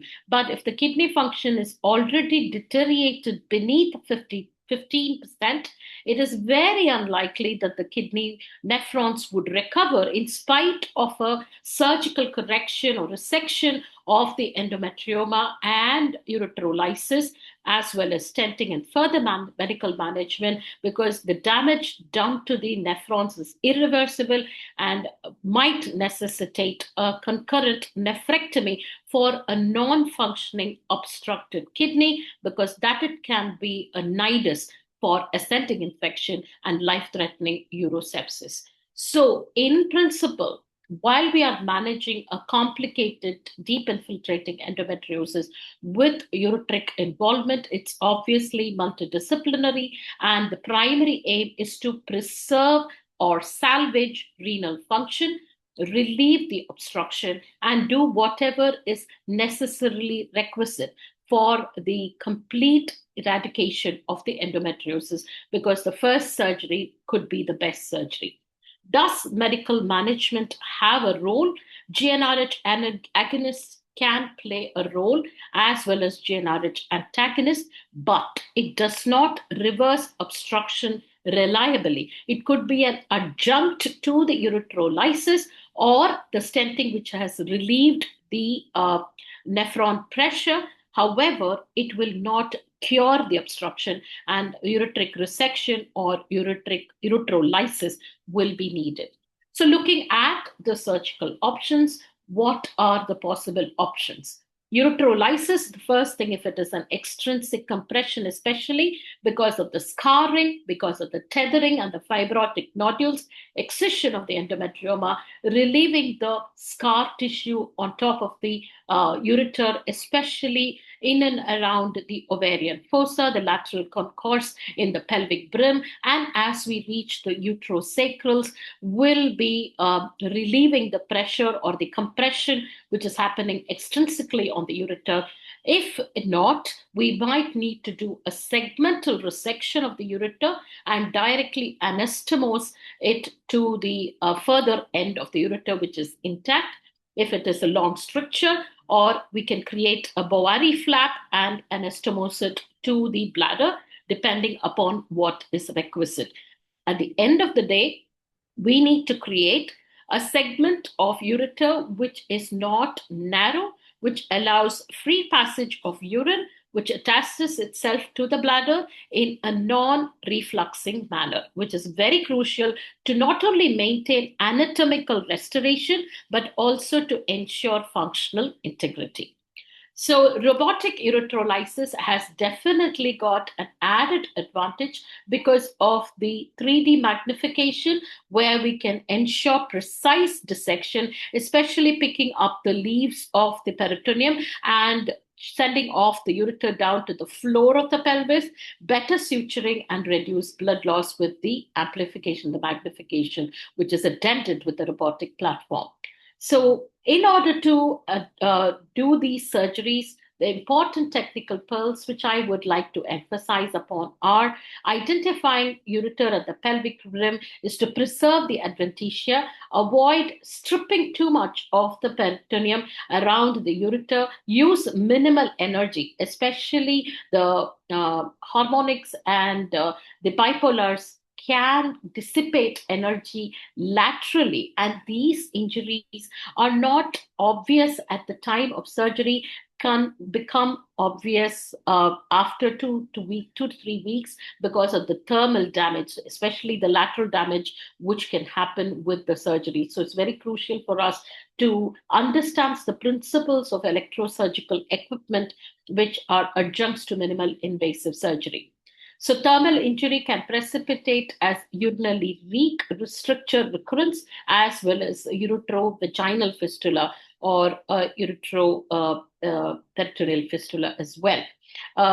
Post-operative follow-up, we do keep a DJ stent for further decompression of the system for a period which is about safe to a month and a half. And we do follow that up with a renal ultrasound, as I mentioned earlier, specifically to look for backflow pressure changes and renal imaging and renogram if indicated.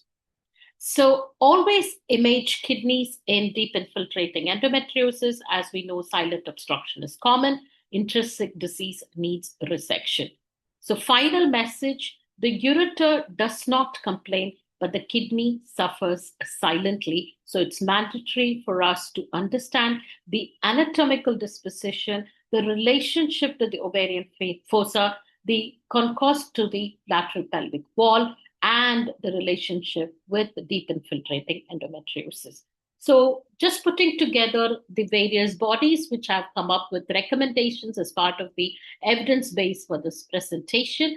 The ESHRI has mentioned that you evaluate urinary tract in any kind of posterior deep infiltrating endometriosis, and preferably signpost the complex cases to expert centers where you can ensure that the first surgery can be the best surgery, and definitely an MDT approach to the whole situation. What about European Association of Urology? The key recommendation are functional imaging when you have an obstruction, surgical reconstruction when indicated. So don't delay doing just medical management. Surgery is primary, medical treatment is an adjunct to the surgical correction.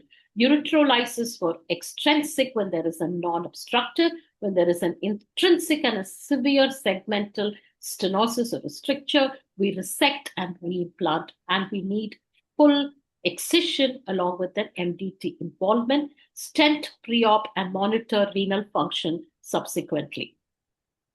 What about AAGL and with regards to position statement? You need advanced lab skills for ureterolysis, especially on the pelvic wall. When you perform 50 to 100 cases, cuts injury to less than 1%.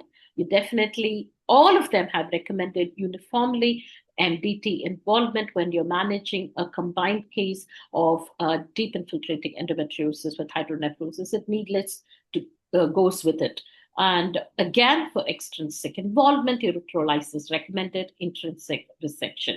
So pre-op stenting and post-operative medical management with GnRH agonist for renal preservation and regular follow-up of renal structure and function is mandatory in patients, because these patients can be quite young and have their entire reproductive career in front ahead of them. So it's mandatory we give them the best nephron saving procedures. So I've just put together an algorithm which has gone with these guidelines with regards to the management of endometriosis. I'm sure most of you would have been aware, and I'm happy to take any questions by the end of it. Thank you. Thank you so much, Meera Madam, for that exhaustive presentation. And that was a fantastic deliberation over here. And you dived us so deep into the ureter and endometriosis. And we got so many newer insights. Thank you so much, Madam, for the presentation. And over to my co-chairpersons for introducing the next speaker. Thank you. Dr. Meera, I think you did a wonderful job. Thank you very much. Thank you, ma'am. Yeah. I now have the privilege to introduce one of our very prominent speakers and a person who is into robotic surgery, pioneers in robotic surgery, none other than Dr. Ruma Sinha from Hyderabad. I had a privilege of meeting her last week at the AIG hospitals. Can I have a CV, please, Dr. Ruma? Yeah. She works at the Apollo Health City, Jubilee Hills, Hyderabad, and she is the clinical lead in gynec robotic surgery, and she's the founder president Association of Gynec Robotic Surgeons of India, that is AGRS, and also the Society of European Robotic Gynec Surgeons, SCRGS, and she's a certified gynec robotic surgeon. And that is a big lot of responsibility of her. That's what I understand. And she was sharing with me. Honorary professor at Apollo. I have lost her CV, please. No worries, ma'am. Thank you 2 to so 3 much. lines introduction I is think enough. for Let's the get very on with the kind academics. introduction, we will start with the lecture. Yes, Dr. Ruma, we look Good. forward. Thank you so much, Dr. Pratik, Vidya, Dr. Ramani. Thank you for inviting me to have to talk to you. And I was very impressed when Pratik was talking about the number of people that have logged in here. So I have a big job to do here because the topic is robotics in endometriosis. So I was just trying to rack my brain this afternoon that what all shall I include to keep the patients, and Meera is smiling. So to keep the patients. So I thought, let me talk where robotics really makes a difference, and that is in difficult DIE. What are surgical challenges? I bring you greetings from Hyderabad, from Apollo, just like Meera, from we're different cities, but same Apollo. And we have been doing robotics for a very, very long time, since the autumn of August 2012. By that time, I had trained myself a laparoscopic surgeon, but then this machine really changed the course of my career. So why Da Vinci or robotic technology? It's a robust, time-tested technology, decades of R&D. We are working with the 4th generation. The 5th generation is also in the market, although in India, we don't have that at the moment. What makes it so unique is the immersive 3D vision. And immersive 3D vision is very different from the other 3D vision that we talk about. There's a 10x magnification that gives you a zoom. There is motion scaling and tremor filtration, which I find as a surgeon, one of the most important things that helps me do precise surgery. And of course, we have a very advanced dedicated electrosurgery unit. There are various safety features in this platform, which make sure that even if I have 2 electrosurgery in both the hands, I still perform very safely. I'd like to just bring to your notice one small thing, which is gaze disruption. And this is what we know, that gaze disruption can be because of instrument exchange and extracorporeal work. And we know that if there are increased gaze disruption, there can be more surgical errors.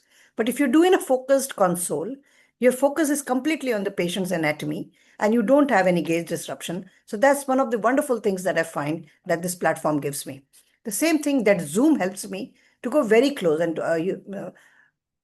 Meera was talking about the ureter, but you can see how close we dissect to the ureter without any fear, because my tremor is filtered and my gaze is absolutely on the anatomy, and I can also motion scale my movements. What I mean by motion scale is that outside my hand movements are very macro, But this can scale down to 1:10 or 1:5, depending upon how I set the machine to be able to do that precise movement inside the patient.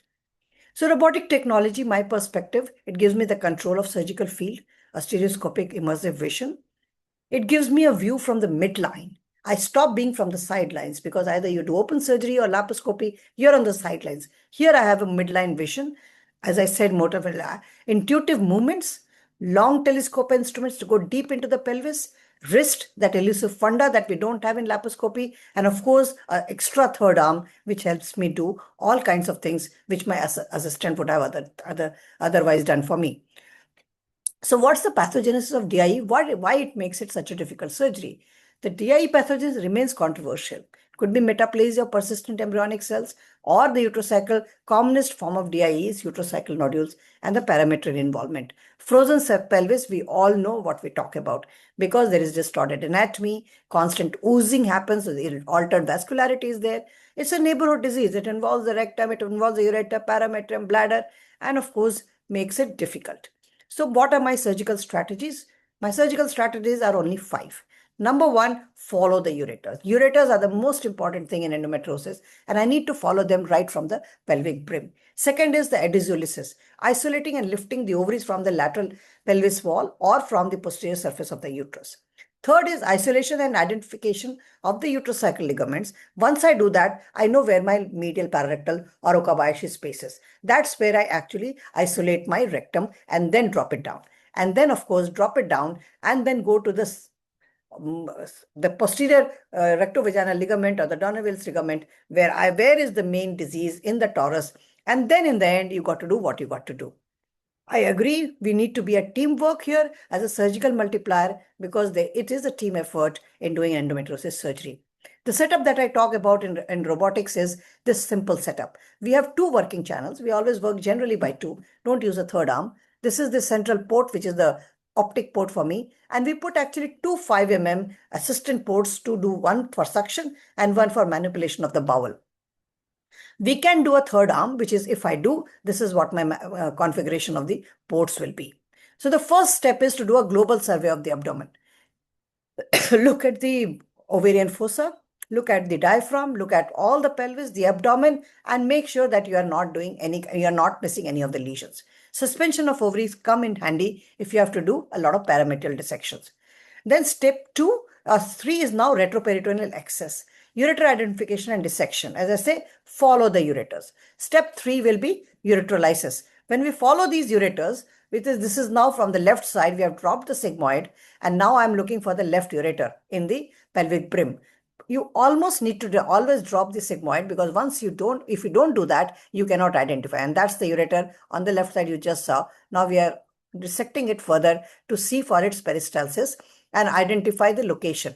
We need to lateralize this ureter in endometriosis because the disease is medial. We need to be at the uterocycle or medial to the uterocycle unless we are at the parametrium where the ureter will be engulfed in this disease, and then we need to look into that. You can sometimes have a ureter which is completely adherent. Now you look at this is the left ureter I have identified.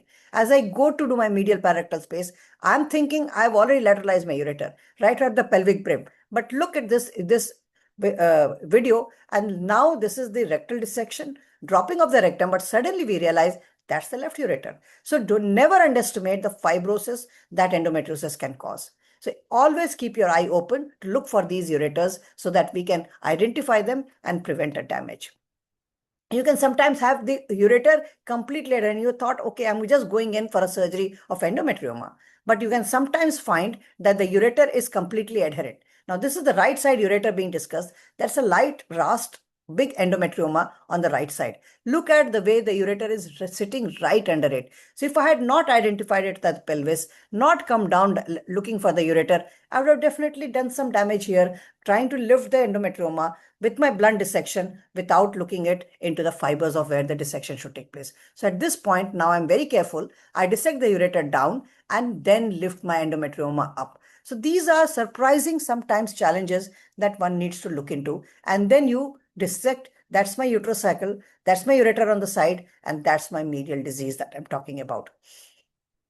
then you can actually come to something that we call as endometrioma. Always we do, most of us do this endometrioma. These are the 5 steps I talk about when you have a kissing ovary, bilateral disease. How do you do? First step is separate them.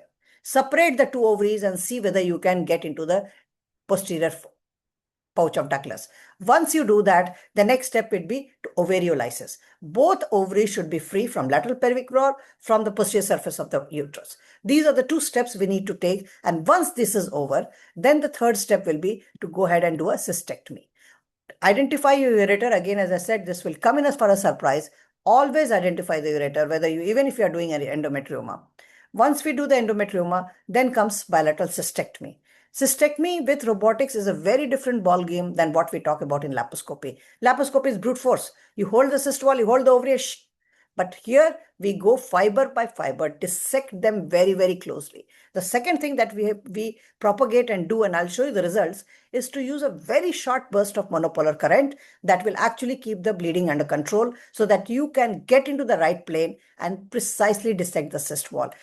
What does this do? This actually ensures that we have reduced amount of ovarian loss. Now, we did a pilot study at our hospital, same surgeon, same pathology, 2 techniques, laparoscopy and robotic. And we use the artificial intelligence pathology to look for what amount of ovarian tissue and what number of follicles are we losing in the cyst wall that has been excised. And we found significantly less loss in patients who underwent robotic cystectomy for endometrioma, especially when the cyst wall was more than 6 centimeters and it was a bilateral disease. This study or this finding can be a game changer in infertile patients.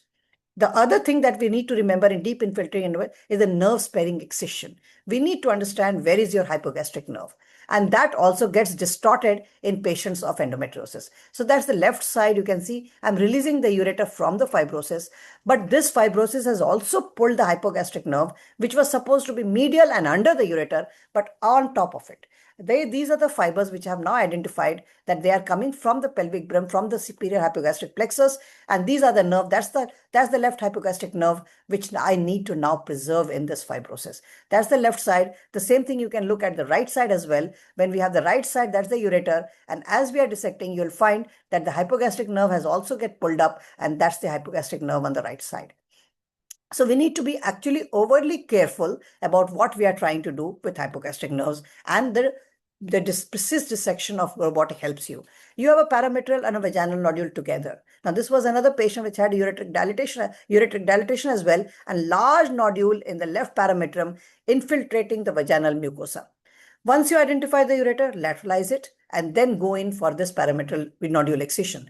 This is the excision that you can see is like clearing the margin. It's like an oncological surgery where you need to make sure the whole nodule is actually dissected out. Now, this is how we are dissecting. We go ahead and dissect the parametrial nodule, and ultimately we will have to open the vagina, because in my examination initially, I have identified that this nodule is extending into the vaginal mucosa as well. So this is the nodule that is being dissected. You can go ahead, and that's the rectovaginal nodule, that's the left ureter, and then when we open, that's the nodule getting the last part, but you can now see that the vagina is being opened, because we need to excise through and through, complete with vaginal mucosa. Otherwise, we'll end up leaving some amount of vaginal endometriosis back there. We can also do a 2-step technique, and this is one patient in which there was a large parametrial nodule involving the left ureter, the rectum, the whole thing was like a jam. But if you see this was the involvement of the vagina, but this was the MRI picture of that patient. So you can see the pulled up rectum here. You can also see the dilated little ureter. And if you see, both the ovaries are completely free. This is a de novo DIE. There is no involvement of ovary involving into the DIE. In this patient, again, we started by dissecting the ureter. That's the left ureter. Ureter identified, lateralized. Then we needed to actually dissect the bowel, because the bowel has to be cleared. Medial pararectal spaces have to be identified, and then we slice this big nodule into 2 parts, half on the rectum, half on the vagina. And then we did the shaving of the nodule, both from the rectum as well as from the vagina, with part of the vaginal mucosa also being shaved off.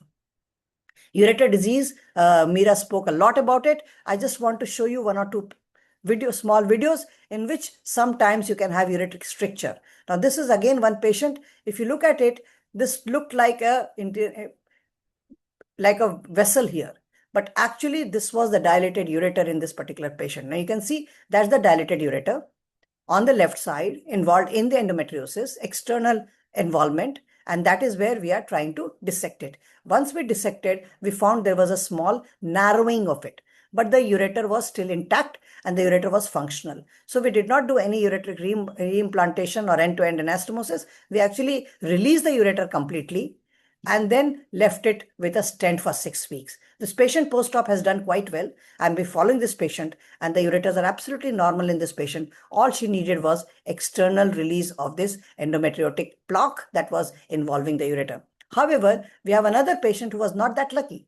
Now, this patient reported with infertility, multiple rounds of IVF done, and you can see the left is completely a bag. There is no more kidney left there. This is the dilated left hydroureter. And when we started operating, we realized that this was the left-sided ureter that was popping into my field, which almost looked like a bowel. So that's the left ureter. The only sad part about sometimes the patients actually determine what they want. This patient had a very small function of the kidney, and she said, just save my kidney. I don't want a nephrectomy right now. So that was a very challenging patient where we had to go ahead. That is the dilated ureter. You can see right in there where the rectal dissection is going on. And then at the end of it, we actually went and did a rectal shaving of all the rectal nodule that was present, and in the end dissected the endometriosis from the parametrium as well as from over the ureter as much as we could. Peritonectomy is another thing which becomes very easy with robot because you have maneuverability, and especially when you go into the posterior fornix. Again, these are multiple spots that you can see in the posterior fornix, in the torus, where you need to actually dissect, shave it off from that very, very delicately and make sure that you have complete excision of the peritoneal disease, because this is the most painful disease and is also shown in various studies that involvement of this can also give rise to infertility. This is again bilateral peritonectomy, can be done with ICG guidance. So if you can see bilateral dense fibrosis, we're trying to remove the peritoneum, but we have the ureter hanging here. We can always put some ICG and then it lights up as you are operating in these patients. You can actually have a rectovaginal septum disease, which again you can see in this particular patient where there is deep adhesion of the rectum right there. The rest of the ovaries are good. There is no other disease, but there is a deep infiltrating. So I'm more and more realizing that deep infiltrating disease is sometimes de novo disease rather than an extension of the endometrioma or something else. So again, dissection is going on. The bowel has been dissected, but you can see there's a spot right there in the posterior wall of the peritoneum near the torus, and that needs to be excised because the hysterectomy is being done. But although the hysterectomy co-cup is somewhere high up, I still need to go down and dissect and remove this part of the endometriosis. Multiple rectal shaving can be done very easily with robot. This is a case where she had long segment rectal involvement, but still in my unit, we don't really go very aggressive in doing bowel resection anastomosis. We always prefer shaving because that's an excellent technique, gives relief to the patient with minimal morbidity in patients like this. Again, becomes very easy. I won't take the bladder because Meera has already covered it.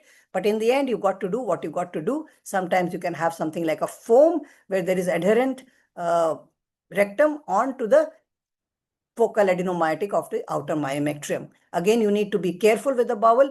Keep the endometrioma on the bowel or the endometriosis on the bowel, and then go ahead and later dissect it out from the bowel surface.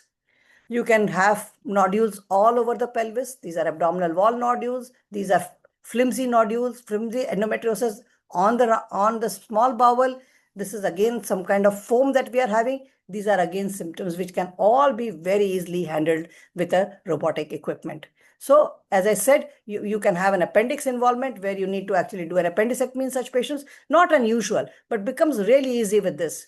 Problems and complications? Yes. You can have rectal injury sometimes. In this particular patient, we had a longitudinal rectal injury, which was identified intra-op and repaired. We had a ureteric injury in another patient with extensive dissection. You can see in this type of patient, at the end of the surgery, the right ureter was identified while the rectal shaving and everything was going on. However, at the end of the surgery, I realized there is a dilated right ureter. And we found that at the lower end near the parametrium, there was a complete transection, and we went ahead and did a ureteric reimplantation into the bladder. These are all the publications that we have made on endometriosis. I would request the audience, if they want, they can go ahead and read all of them. It is an interesting, our experience that we share with everybody. Please go ahead. I also would like to invite you to two conferences, or rather three. One is the Taipei Asian Society. I'm the president for that. It's in Taipei on the last week of June. In August, we have the Indian Robogyne India. And we, of course, have a very interesting conference on fibroid going on in Hyderabad on 16th and 17th of May. This is the registration link for that. I hope to see all of you. So verify the goal to treat the symptom and not the reports. Surgical approaches, conservative is always better than radical.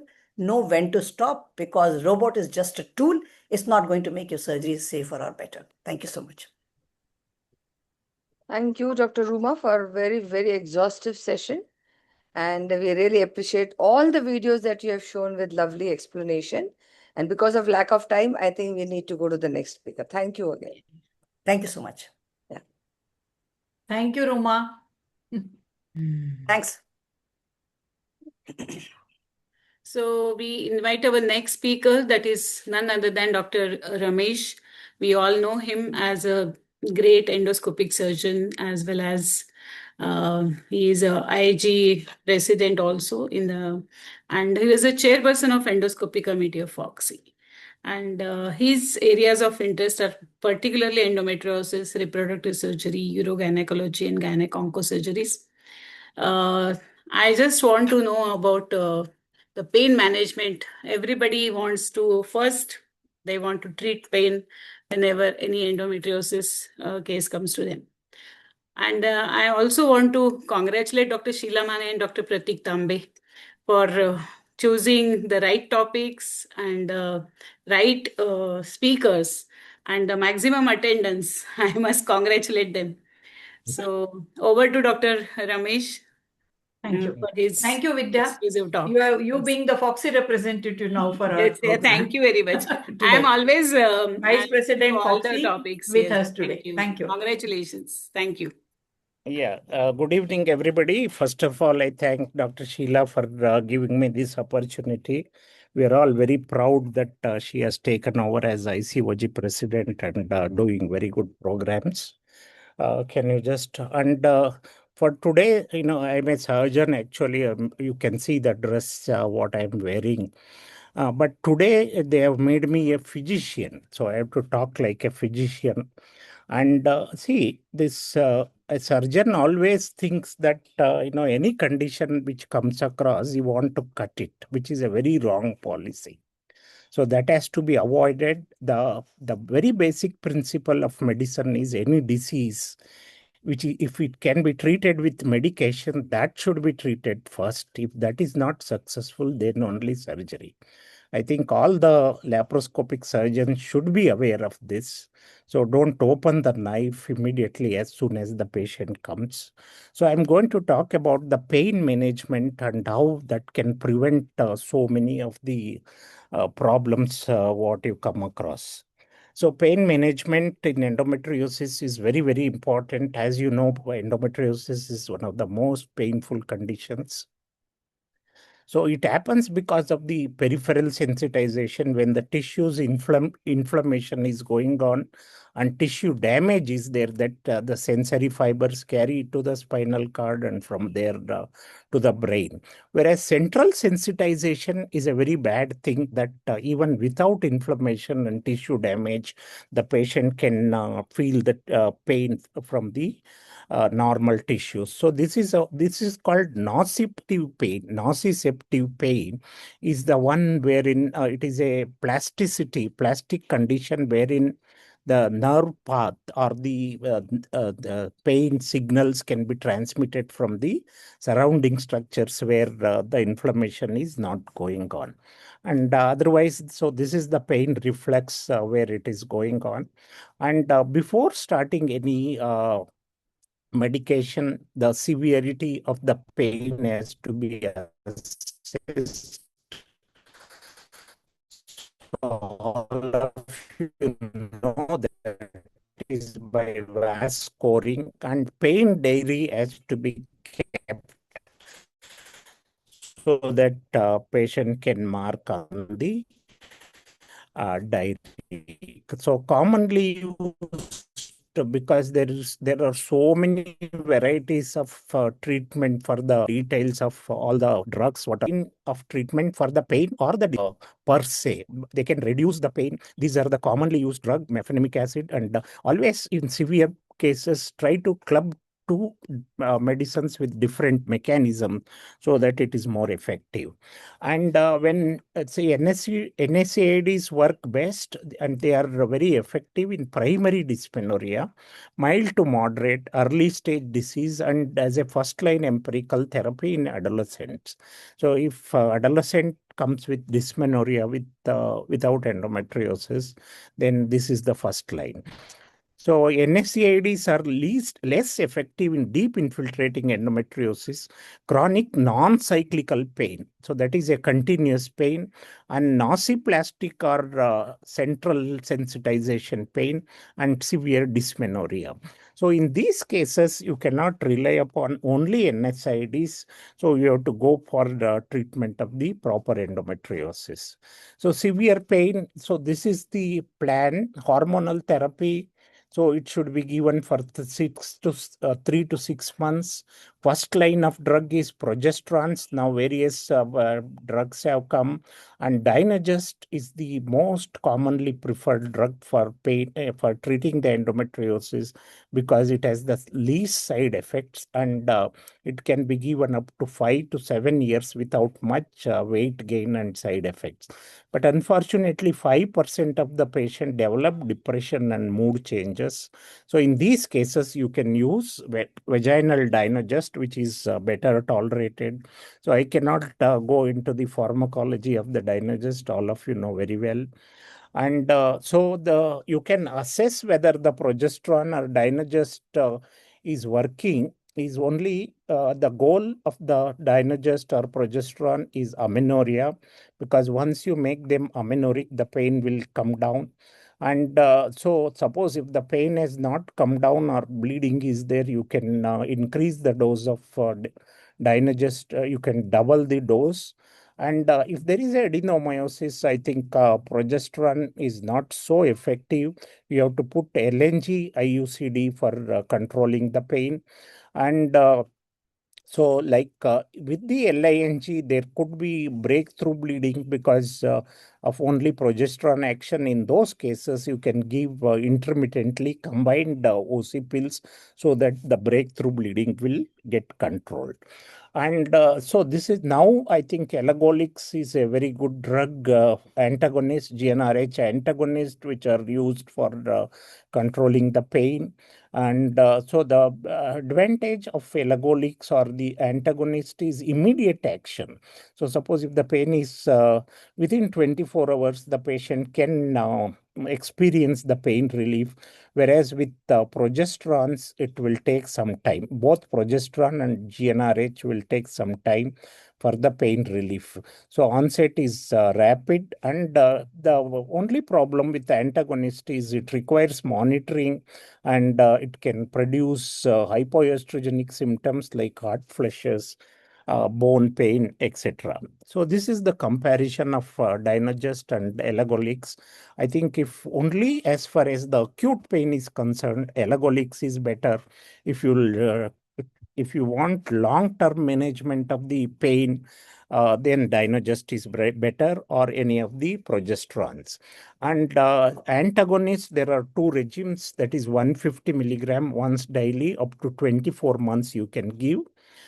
You cannot give more than 24 months. Or the second regime is in acute pain, you can give up 200 milligram BD for 6 months. So after 6 months, the side effects will start like hypoestrogenic, bone pain, etc. So this is the standard dose of elagolix or the antagonist. And so now how do we, and the GnRH agonist are another drugs which are used for suppressing the endometriosis and the pain. And so 3 to 6 doses we can give maximum. After that, again, the side effects will start. But the disadvantage of GnRH agonist is it is in injectable forms. And so like there are side effects after 3 months. You need add back therapy for GnRH agonist, whereas elagolix is quite safe in the safety.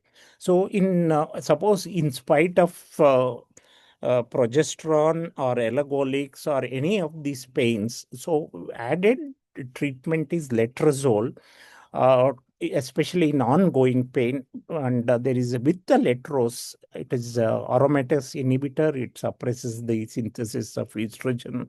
So there is a significant reduction in the pain management when compared to GnRH alone. So especially if you compare with GnRH analogs or Dynagest or any progesterone, you can add letrose to make the pain treatment more effective. So when is the surgery indicated in cases of endometriosis to relieve the pain? So especially deep infiltrating endometriosis, I think our previous speakers were telling about deep infiltrating endometriosis. So they are the one which are very refractory to pain management, because they will have severe dysmenorrhea. So deep dysmenorrhea, bladder pain, ureteric involvement, all these things will be there. So it is not possible to manage with drugs alone. And when there is a big ovarian endometrioma because of like pressure symptoms, so the pain will be severe. And when you are suspecting malignancy in a case of endometrioma, you must uh, go for surgery. Medical treatment does not work, and acute complications like obstruction, rupture of the endometriotic cyst, etc.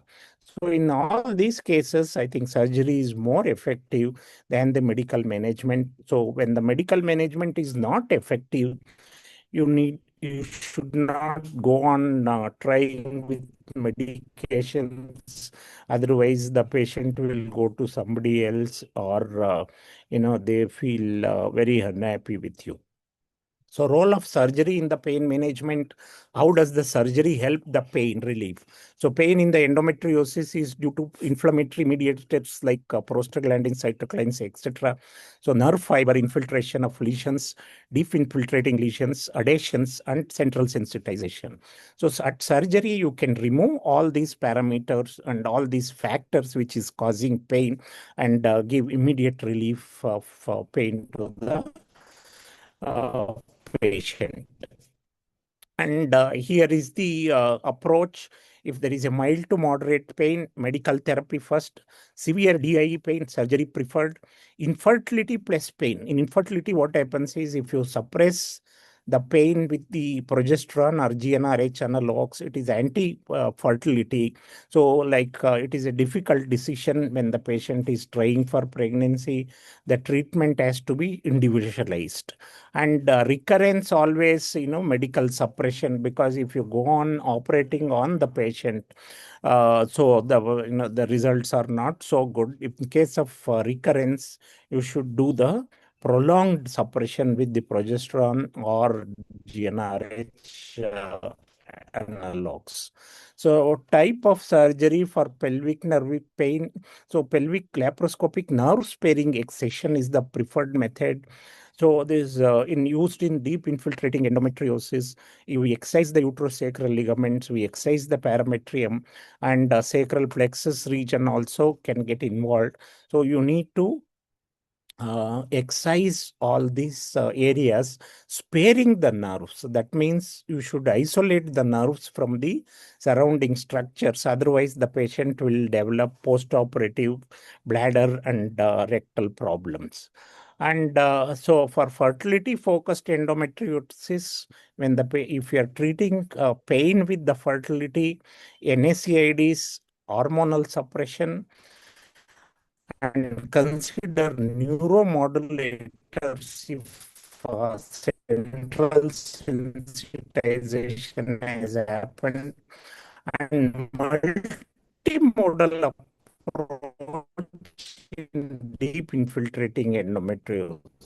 Suppose if from the fertility point of view, if you cannot do the surgery, so there is a multimodal approach for the pain management in deep infiltrating endometriosis, so that you control the pain as well as the patient can try for pregnancy. Otherwise, if you try to control only the pain, it is anti-fertility, which cannot be done in infertile sensitization happen only in the pelvis. They will have pelvic floor bowel syndrome, bladder pain syndrome. So all these patients, initially, the pain which was localized to the pelvis, it will start spreading to all the surrounding structures, muscles, and the joints because of the central sensitization.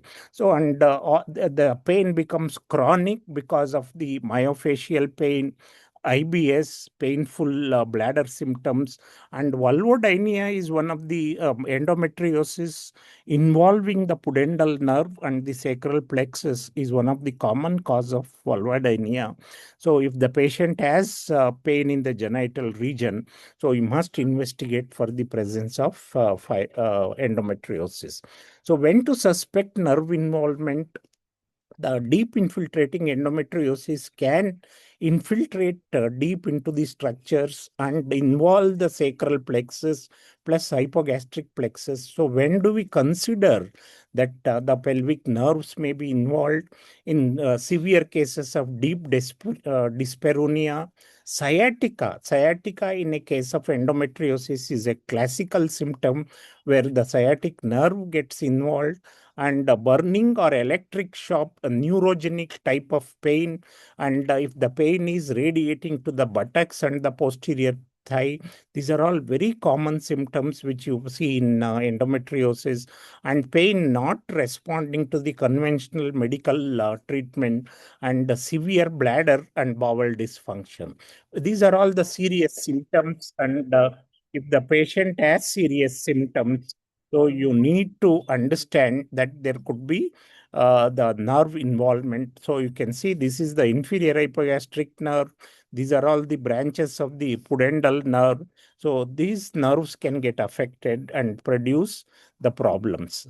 And so now if there is a nerve involvement, so you can give peripheral nerve blocks like hypogastric plexus block or epidural.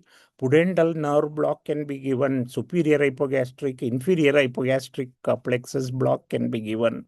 Ganglion impar block can be given. And it confirms, it is a both confirmation as well as treatment.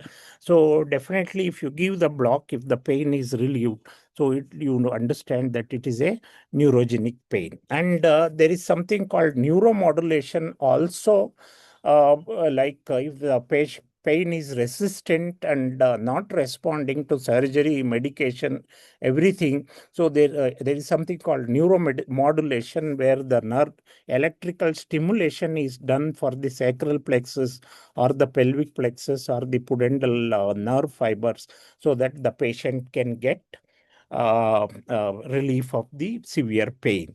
And there are two types of neuromodulation. The first is the pharmacological neuromodulation, that by central mechanism. So amitriptyline, so all of you know that amitriptyline is a very good drug in chronic pain, pelvic management, and gabapentin and pregabalin are very useful, especially in neurogenic pains.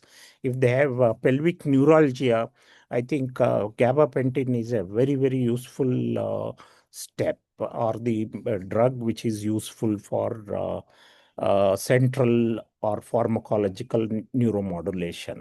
And sacral neuromodulation is the electrical stimulation of the sacral nerves.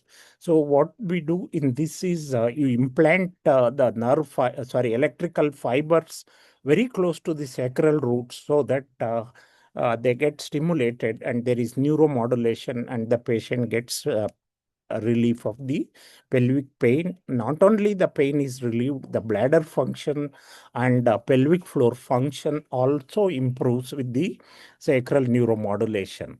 And spinal cord stimulation is another way of relieving the pain. And suppose in multimodal approach in a resistant case, you need to approach in a multiple directions, hormonal surgery, hormonal treatment, surgery, pain management, yoga, relaxing exercise, physiotherapy, nutrition, psychotherapy.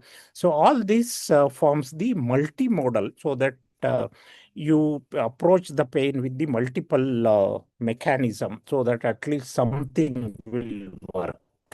Sorry to And interrupt, sir. Can we wind up psychotherapy, because we of have another speaker waiting? course, yeah, yeah, I yeah, think yeah. Another what please else? conclude, sir. Sorry. Conclude. Conclude. Yeah. So pelvic floor, I think I have mentioned. So all these things, repeated surgery. So like if the pain is not responding after within 2 years, you can do the redo surgery. And there is endometriosis diet also to reduce the pain. And this is the surgery wherein the endometriosis is excised from the nervous fibers. So you can see this, the endometriotic nodules were there in the sacral plexus. So it is excised and the nerves are cleared of the endometriotic lesions. So once you do the surgery and put them on drugs, they will feel better. So I think with this, I end my topic. So thank you very much. And if there is any discussion, you can. Yes.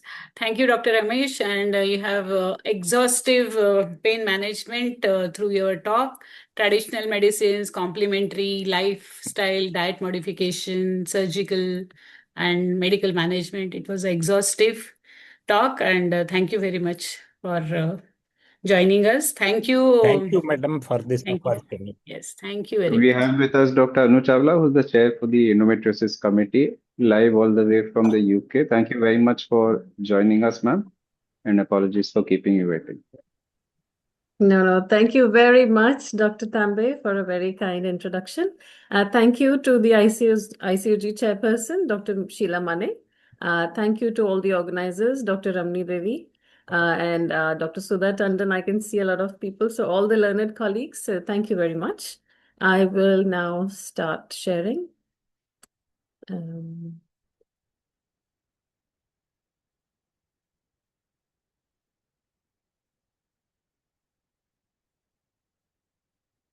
So this talk is very updated.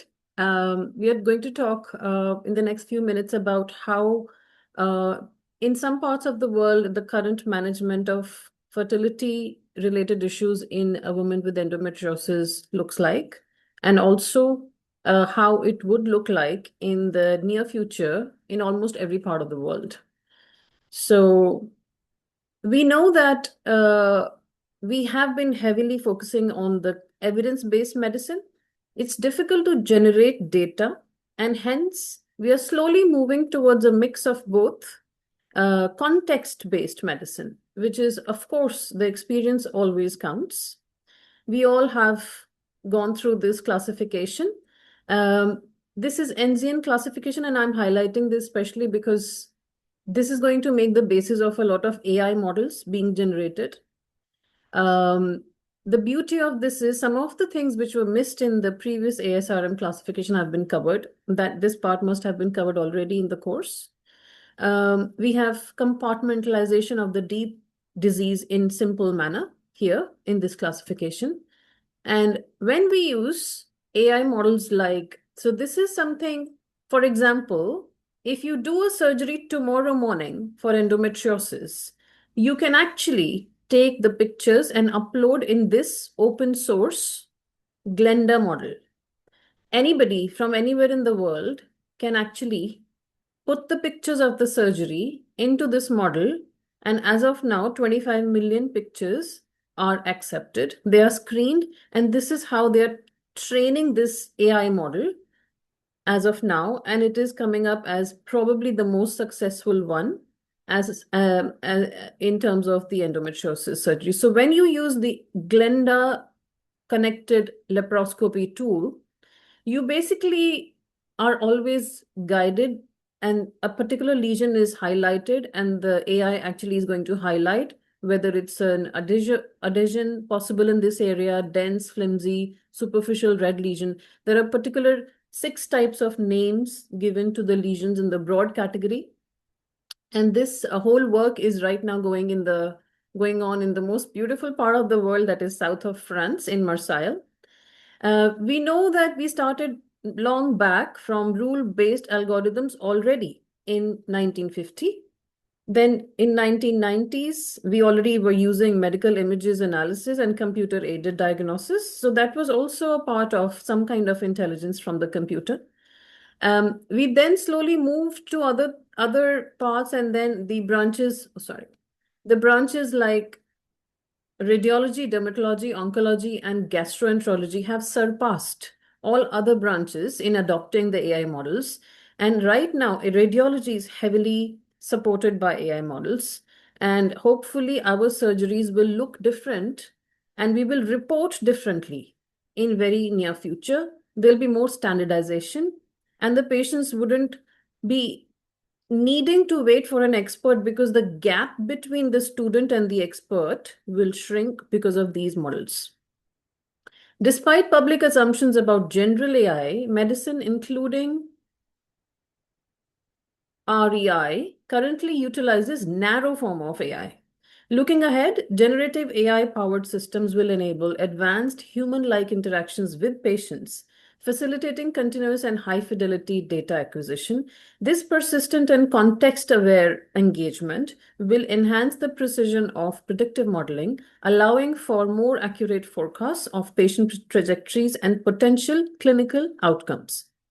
Enhanced outcome through AI in healthcare basically are grounded in these different spaces, which is greater diagnostic precision, accelerated data analysis, minimized subjective bias, enhanced quality control, increased accessibility to care, ongoing knowledge integration and learning, scalable solutions for widespread practice, and comprehensive cross-referencing capabilities. For example, you want to involve the other departments. How AI is transforming fertility treatment in endometriosis patients are basically, these are the different. So in the terms of diagnosis, we have AI models being developed in imaging, and it identifies the endometriomas adhesions missed by conventional analysis. So we all know that we are trying to be very conservative and do surgery only when we know it is going to be operative. Improves early detection and staging. And here I've already spoken about Glenda, but there's another project called Female Project. It's a very, very promising one, another one, but not open source. We'll talk about that. Predictive modeling for personalized planning. So AI analyzes everything together. So age, AMH, endometriosis, SAYS, surgery history, ovarian reserve. And then the important questions that we need to cover in the discussion: should IVF be started early? Is repeat surgery beneficial? Can we expect spontaneous conception? All these are helped. I'm not saying replaced. Reproductive planning optimization, pattern recognition AI pinpoints the ovarian endometriomas and subtle fertility threatening changes, supports timely fertility preservation, egg freezing, or early IVF. Similarly, in the embryo selection, how we do this is we connected with time-lapse imaging. In almost all cases of endometriosis, we do use EmbryoScope because we do have this in mind that the quality may be affected. However, the paper from Paul Pertia, Infertility Sterility, published 2 years back, has said that once you have a euploid blastocyst, having endometriosis or not is not going to compromise any kind of reproductive outcome parameters when you do IVF. So these are the various things. So with the platforms like Life Whisperer, Violet are very popular. And even in India, there are some units I know they're using them. Enhancing endometrial receptivity assessments, we already have them. I won't speak about ERA, I don't believe in that, but Emma and Alice, they are also the portals which are going to be, because here we are analyzing about the microbiome and all the details. So here also we have models being developed. And the next AI-based decision support tools, basically whether the patient should try naturally or IUI or IVF, and what is the next treatment line. So these are from diagnosis to embryo transfer. AI empowers clinicians to personalize and optimize the fertility care in endometriosis with earlier decisions, better outcomes, and less guesswork. This is a very interesting paper, and the outcome is very interesting. And that is why I wanted to highlight this if you want to read about this paper later. So the standardized PGTA, which is clubbed with AI, significantly increases the euploidy classification rates and the outcome parameters like live birth rates, and decreases the biochemical pregnancy rates when compared with standard NGS. Now, this is something which can change our practice in future, near future. And the other one is this. This is by, so we already know Shapiro has done some of the best papers in our line. This is Shapiro's paper again, and the impact statement is that AI-based pre-implantation genetic screening tool showed strong clinical application for the deselection, meaning ruling out of at-risk aneuploid embryos to prevent unnecessary PGTA biopsy and transfer. And we know when we are working in the lab, how important is this point, if we can do this. So AI in the detection of, so this is now, we are shifting, zooming out to the general AI used in the general endometriosis. So basically here, this is a paper I'm highlighting because they have designed this, one of the most intelligent neural network model in any paper published. By the way, 60% of all the papers published in endometriosis have only been published in the last 20 years. So that is why enigmatic was such a title of all the talks. But we are now diving deep. If people have live birth rate as the outcome parameter in a paper, it is very highly likely to be accepted to be published in a very reputed journal, because this is the hot topic. And this neural model is something that I don't want to dwell too much on, but I wanted to show you that how these neural models are developed. Now this, if you're losing the attention, bring your attention back to this slide. This slide is very interesting. So we are using this technology called single cell transcriptomics. Now just imagine, so in disease like endometriosis, the tissue, the lesion, is made of tiny types of cells. Some are immune cells, some are stromal cells, some are epithelial cells.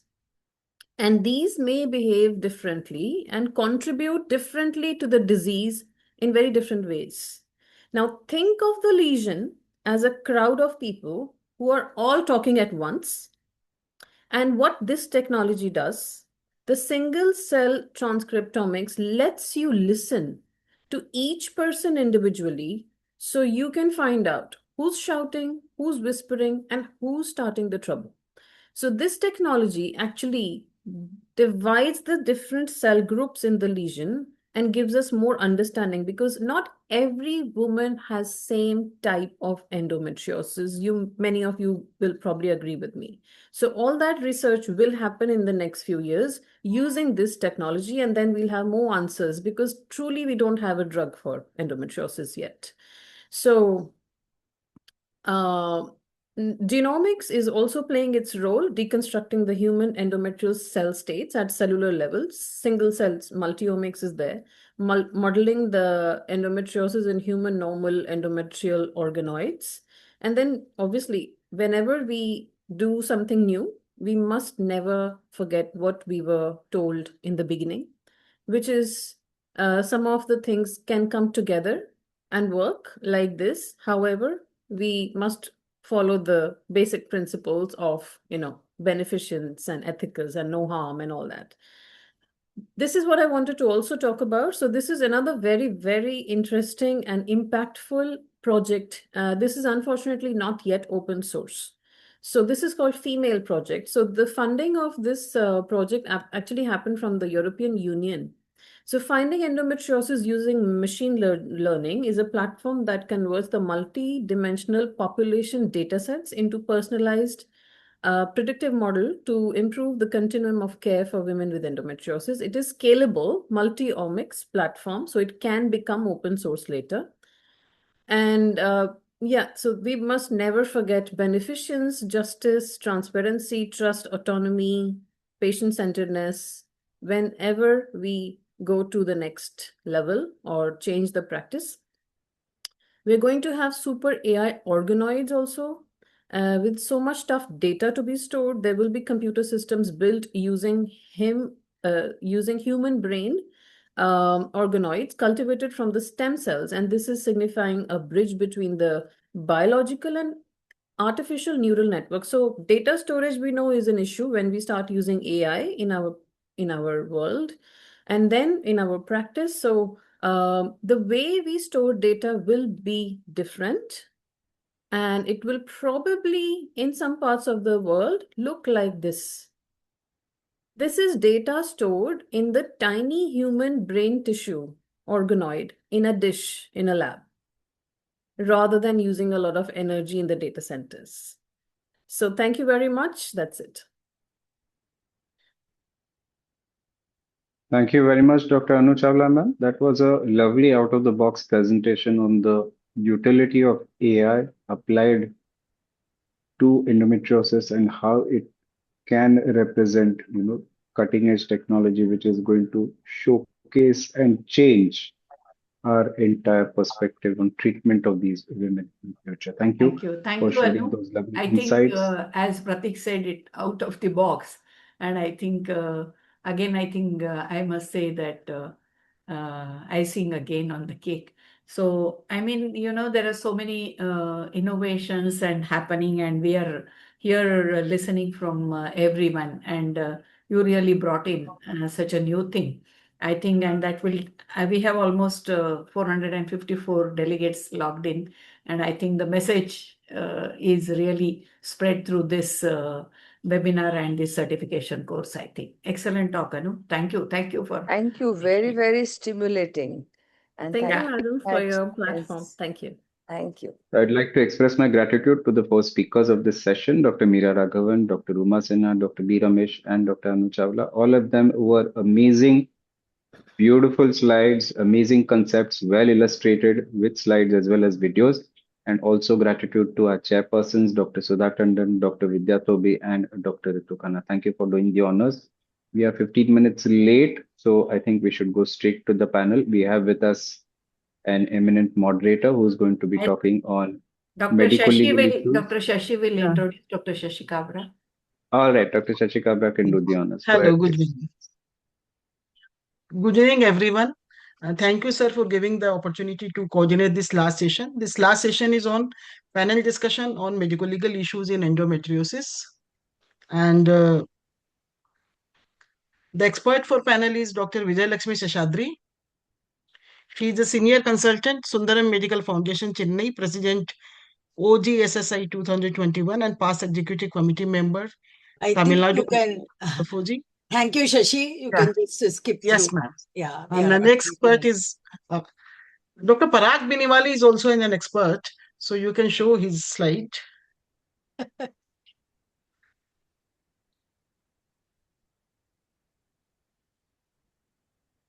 Dr. Parag sir is Dr. not Parag. there, madam. Dr. Parag sir is not there. Yeah. Okay. So I welcome Dr. MC Patel, sir, who is the moderator for the session. Sir is a consultant obstetrician and gynecologist and a medical legal counselor. He was the vice president of FOGSI in 2018 and organizing secretary ICOG 2017, chairperson ethics and medical legal committee FOGSI 2011 and 12. I think, sir, since we have less time, so sir, I welcome you, and sir, you can please introduce your panelists. So you can introduce panelists. Okay, no sir. issue. Okay, perfectly fine, sir. So our first esteemed panelist is a very renowned Dr. Sobha Guddi, ma'am. She is the professor and head St. Philomenan Hospital, Bangalore. Our next expert is Dr. Arulmoji Ramarajan, consultant Ramakrishna Medical Center, Trichy, Tamil Nadu, and former head of the department, OBZ. and PG teacher in CSI Hospital, Bangalore. Our next esteemed panelist is Dr. Gayatri Ann. She's consultant in Shamala Nursing Home, Trichy. Ma'am, thank you, ma'am. Dr. Ann Paliappan, FOGSI Vice President 2025. And Dr. Meka Kumari Krishna. Thank you, doctor. Okay. And Dr. Subhash Malla, ICOG member also. Sir, welcome, sir. So please allow me to share my screen. Yes. And Yes, sir. already we know Dr. MC Patel will do the panel very well. And we all know the medical legal issues in endometriosis is always possible because again, it's an enigmatic disease with lots of complications, lots of unexpected situations. So he will take us through and tell us how we can avoid the medical legal problems. We know it could be because of the delayed diagnosis or maybe the untoward complications which can happen on the table. And if you have not taken a good consent or the long-term implications are bad, or probably patient was not alarmed or informed. And now with the AI having come, I think something more will also add up. And of course, there is always a malignant potential which is possible. So probably all these things, the patient has to be explained much before the management. So let us hear to Dr. MC Patel, and then we will sum up at the end. Okay. Thank you very much for So this opportunity. is my screen seen? Yes, yes, sir. Yes, sir. No. Is it full screen? No, sir. No, It's sir. not slideshow. No. In my computer, it is seen full screen, but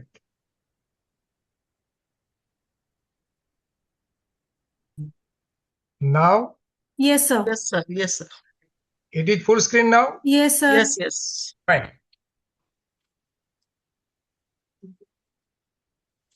So greetings from Statue of Unity, tallest statue of world, and we all are proud of that statue. Warm welcome all the delegates and wishing you a litigation-free practice. At the outset, I would like to thank the organizers and ICOG office bearers, Sheila Mane madam and Pratik Mane in particular, Pratik Tambe in particular, for inviting me to moderate very interesting panel on endometriosis. I also thank all the delegates who have joined this, who stood with me during my election campaign last time, though I lost. But I believe in this. It is very nicely written by Shraddha Atal Bihari Vajpayee.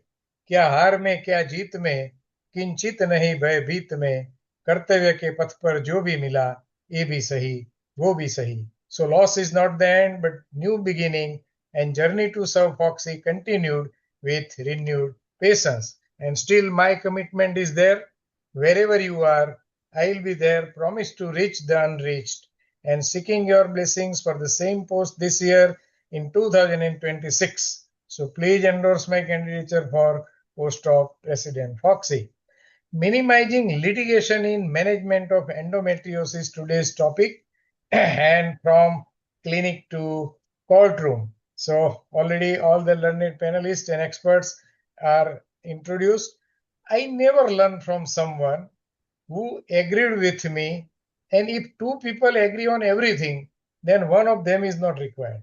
But let us see today in panel how our panelists differ from each other at the time of discussion. So my first question, any panelist can take: is it worth discussing medical legal issues in management of endometriosis? Yes. Anybody can take?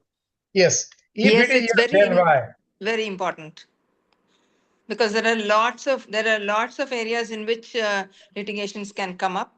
Since this disease is a lifelong problem, and from adolescence to menopause and post-menopause, there can be issues. And treatment also is not very one point. It can be very different. Opinions may differ, so there will be issues raised. So there are so many areas as far as management of endometriosis is concerned, and there are potential areas as far as litigation is concerned. And unluckily, medical litigations are increasing in number constantly and steadily, and unluckily we gynecologists rank first. Whichever field you take, obstetric, gynec, sonography, infertility part, then endoscopy, whichever field you take, but gynecologists are in driving seat, and ignorance of law is no excuse. Because as soon as any act, any law, any ordinance passes in government gazette, it is presumed by law that each and every citizen of India knows that law. So ignorance of law can never be an excuse. And this is very interesting situation. We are working in this era. As such, I have searched in Google about my illness and medicine, etc. But thought, let me have a second opinion from you. So our patients are like this today, and we have to be very alert at the time of treating such patient. We take utmost care of any of our patient in case of endometriosis or any other or obstetric or gynec practice, but we never know. Accident may happen, and once accident happen, then it becomes very difficult for us. And this is our clinical scenario. This is clinical practice. We have to satisfy patient, we have to satisfy relative, and at the same time we have to save our own care. And that is our clinical practice today's scenario. So which are the areas for litigation in management of endometriosis? Any panelist can take. Vijay Lakshmi madam, in beginning she told about diagnosis. So which are the area as far as diagnosis of endometriosis is concerned, which may lead to litigation in future? So in case the diagnosis. Yes, can I say so? Sorry. It's okay. So I'm Gayatri. Sir, suppose somebody comes with a symptom and we evaluate it, but we've not clinched any point for endometriosis, and there is a delay in diagnosis. And when they go to some other consultant and they say that it's little, become deep, etc., we could be in trouble. So delayed in diagnosis is one area. As far as diagnosis is concerned, any other area as far as diagnosis is concerned? And this is. Can I say something, sir? Yes, madam. Palniappan here. You could diagnose a small ovarian cyst, which could be a chocolate cyst and which could be missed on an ultrasound, because by clinical examination, we can't say whether it is going to be a clear chocolate cyst or a simple ovarian cyst unless we have the investigations completed by maybe an ultrasound, maybe MRI, whatever. Yes. So missed diagnosis is also one area as far as litigation is concerned. And wrong diagnosis is also one more area. If we diagnose something else, and when it turns out to be a case of endometriosis, then also it becomes a one more area as far as litigation is concerned. As far as complications related to treatment is concerned, as say for example, medical method of management of endometriosis, side effects of medicine is also one area as far as litigation is concerned. But major concern area is surgical one, because naturally when medical treatment doesn't work much, then one would prefer to go for surgical interference as far as management of endometriosis is concerned, and it becomes a one more area to be taken care of. So can anybody tell which are the probable complications related to surgical approach in case of endometriosis? Before we go to the, sir, I'm Dr. Krishna Kumari. Yes, ma'am. Yes, welcome, Krishna. Yeah. So before we go to the surgical complications, I think even when we are planning to go for a medical management, it is most important that although the incidence is low, we should not miss out on the chances of there being a malignancy that can happen. So that is exactly where a few of we can go wrong. And once we move to the surgical, again, it depends upon the amount of surgery we do, the extent of surgery we do, the injury we do to the neighboring organs. And so it's very important that you have a multidisciplinary approach, have a properly laid down map about what you're planning to do. And of course, most important is to counsel the patient and explain to her regarding the complications that are likely to happen, when we are going ahead with the surgery, and conversion of a laparoscopic surgery to something more extended surgeries, a simple diagnostic to a very extensive surgeries also sometimes happens with us. It comes out of the things in endometriosis pop out like Pandora from a Pandora's box. So it's Yes. very, very important that we talking to the patient is the most important thing when we are about to take a case for surgery. But very Then, of course, important having question. all the Yes.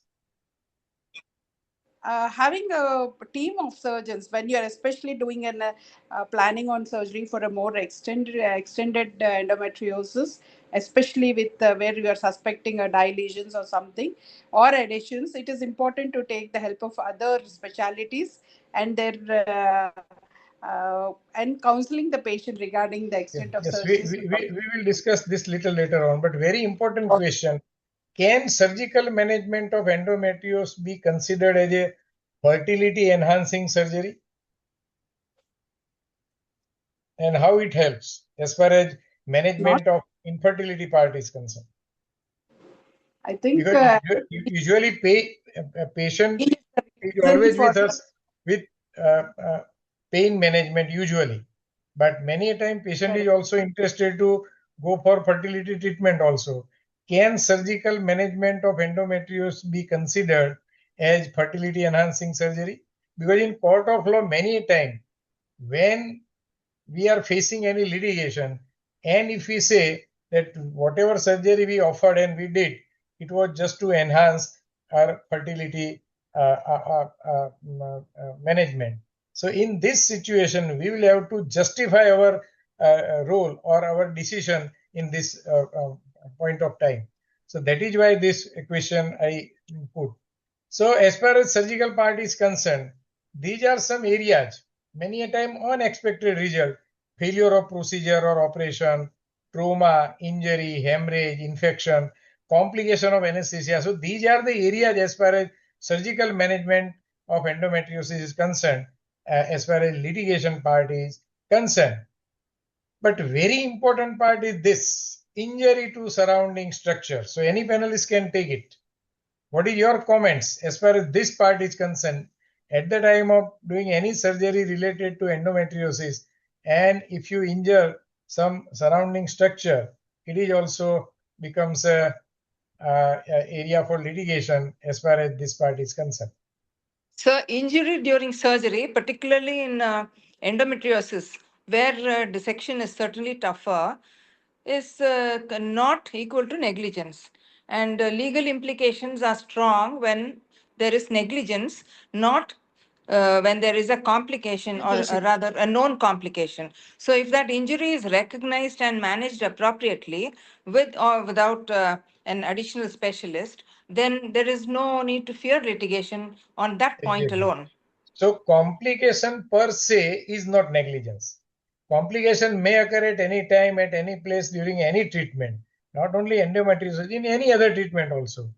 But that very complication should be detected well in time and it should be managed very efficiently, well in time. Just Not mentioned only by that, during when taking the patient for surgery, we should at least inform her that all these risks exist. Yes. So we will discuss at the time of consent and counseling. Yeah. So in this type of situation, whenever we are facing litigation, very important question is asked, whichever happened, injury to surrounding structure, was it preventable? And usually you cannot say no. And if it is yes, then one more question you will have to face. What did you do to prevent it? So in our surgical note, we will have to specifically mention what precaution we have taken not to injure any surrounding structure during surgery of endometriosis. And for any reason, many times we cannot prevent, just mentioned by Arumoji madam, and some complication or injury to surrounding structure happens. Then this question will be asked, why you couldn't prevent it? So we will have to justify why this happened in court of law. And as far as diagnosis of that very complication is concerned, because did you diagnose that complication well in time? Because many a time thermal injury may not be detected during surgery. during surgery. And many a time what happens, say for example, if it is thermal injury to bowel, after 24 or 36 hours or so, there is sloughing out and there is a perforation and some symptoms occur and we have to manage accordingly. So many a time we cannot diagnose, but this question is very usual. Did you diagnose well in time? And very important question will be this: did you manage way in which any prudent doctor would have managed in that very given situation? So if you can answer all those questions, then you could be out of problem in spite of any complications happen during surgical course of management. This is one more area, recurrence. So what step would you like to take in this particular area? Because we know pain part is very known and recurrence is very known, and very common allegation in this type of situation is no proper care taken to avoid recurrence. So not to face this question, what precaution one should take? Anybody can take. Absolutely. Counseling, proper counseling, in-depth counseling on the nature of the disease, the high possibility of recurrence must be explained. Yes. Particularly when it is a surgical management that is being planned, or even in medical management, if the medication is halted, stopped for whatever reason, there is a possibility of recurrence, and this has to be explained. So it should And be of well proper explained follow-up. in the beginning only when we start treatment in that way. All those questions again we will have to face in court of law. Yeah. Record not given. Yes. This is nowadays this is very common allegation. Whenever we have treated any patient and patient is not satisfied, patient will ask record of treatment given.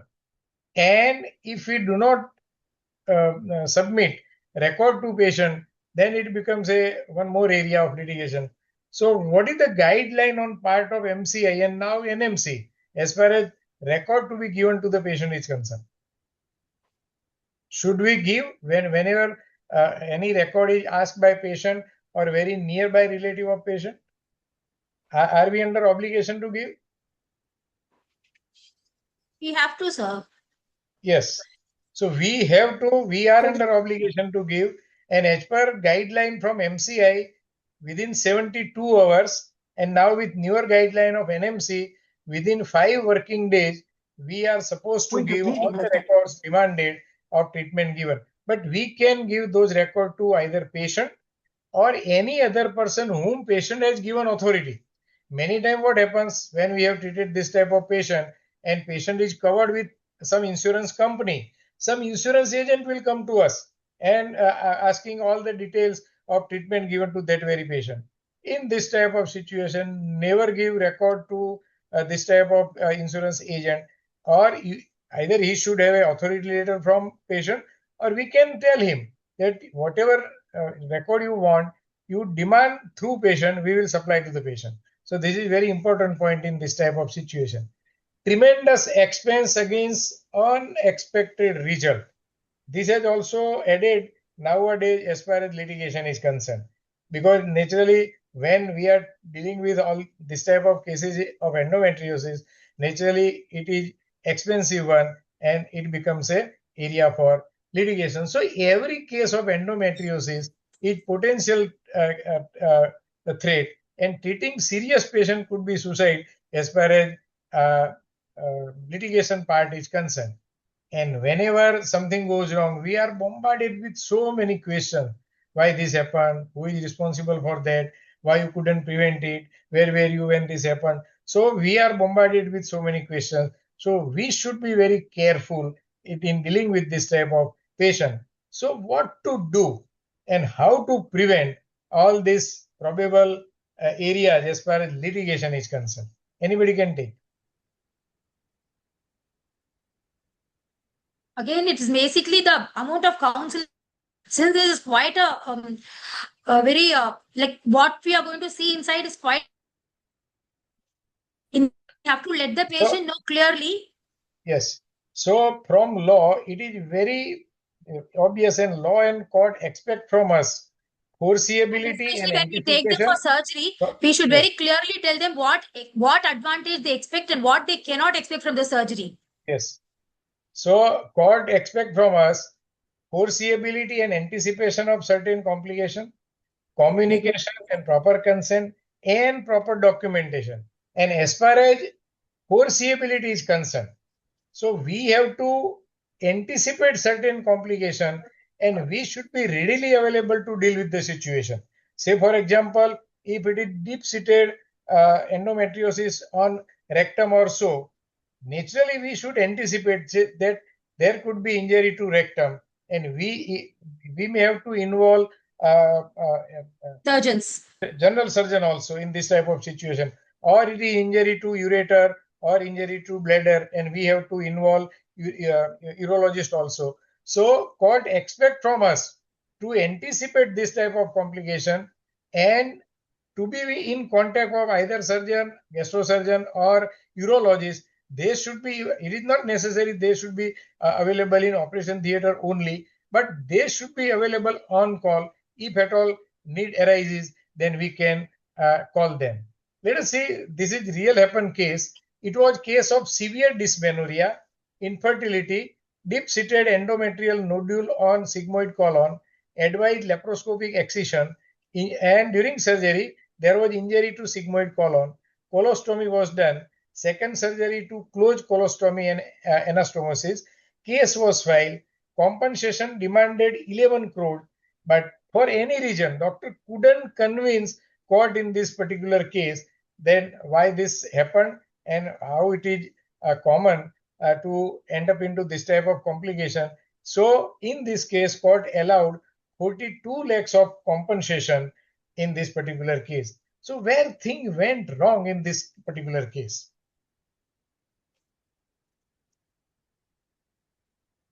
Sir, here I think they've not. Yes, Palani. Yes, Palani. I think they would not have suspected the depth of the endometriotic nodule reaching the sigmoid colon. Maybe MRI, maybe an MRI could have given a better picture. That is one. Two is during the surgery, whether the person who did the surgery is competent to do that, and whether a surgeon, or maybe I'll put it in inverted, rectovaginal surgeon was available during the time to do the procedure is the second thing. Third was a consent for a colostomy and reversal taken at that point of time. And maybe going a little earlier, was even the bowel prepared with the enema, single enema, double enema, whatever, before the procedure? Maybe that is also something which we need to look into. Yes, exactly. So, not anticipated, not prepared to manage is again area of litigation, and all those questions just we discussed prior also are we have to face in court of law. But very important part is this: would you like to involve other colleague whenever you are dealing with this type of deep-seated lesion on sigmoid colon, or so just mentioned by Dr. Palaniappan? And would you like to treat alone? It's better to have people with us, sir. Take help. Yes. I think if you should anticipate and have other operator, other like colorectal surgeons most importantly, or if it is a urinary tract, having the urologist along with you is the wisest thing to do, so that you will have on a generalized, not related to endometriosis, on a generalized perspective. As long as we are a team, we are better, sir. So our approach should not be like this. Two brains are better than one. So our approach should not be like this. I am only consultant. So involve our professional colleague, and preferably since beginning, if at all we anticipate that it is deep-seated lesion and anything may happen with this during surgery, then if we have involved them since beginning, it shows our consent to take utmost care of patient, and it becomes a good defense in our favor whenever we are facing litigation, because balanced teamwork is always beneficial, not to the patient only, but to doctors also.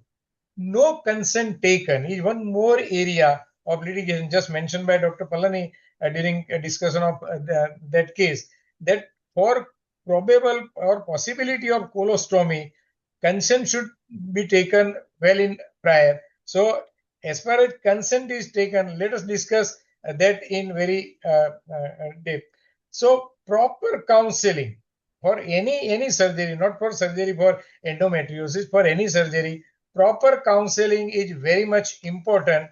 So in this area, very important question, would you give guarantee whenever we are counseling patient as far as management of endometriosis concerned by surgical route, and patient asks for guarantee, sir, will you give guarantee that I will have no pain after this surgery or I will be totally free of disease?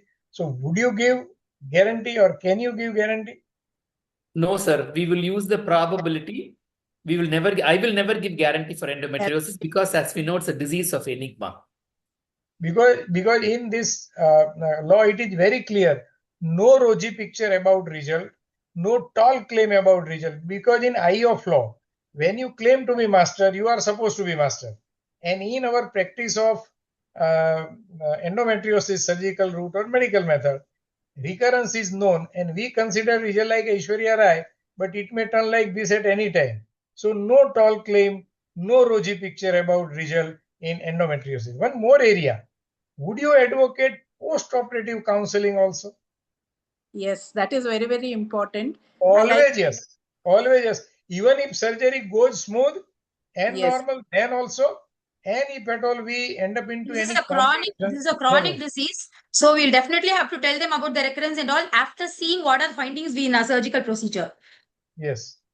It is So the it most is always important. better to go for post-operative counseling also, because this is very famous case of C. Jaipal Reddy versus Padmini Veluri.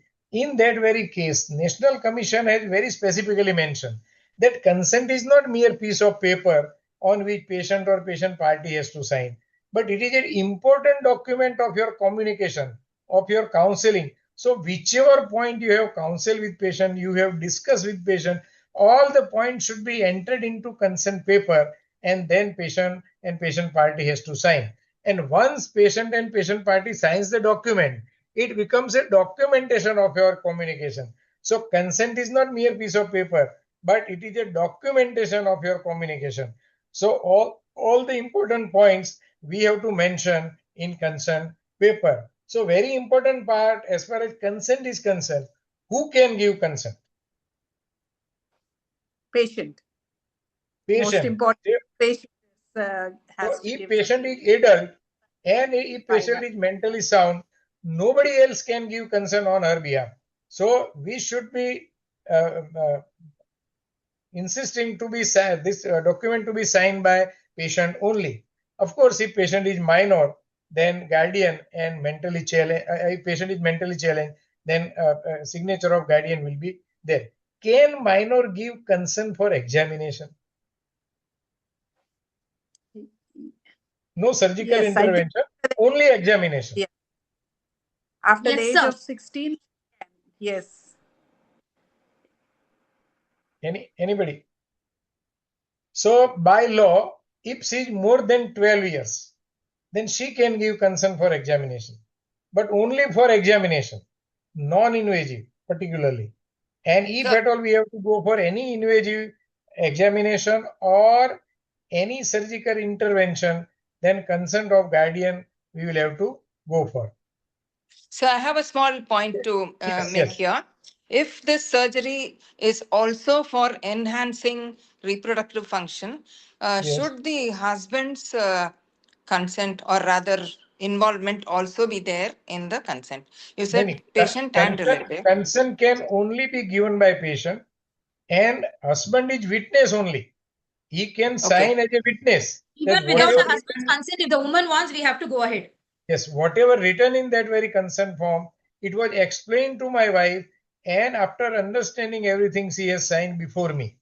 So once he signs that document, then it's enough. So no separate consent to be taken. But very important part, can visually challenged patient give consent for treatment of endometriosis?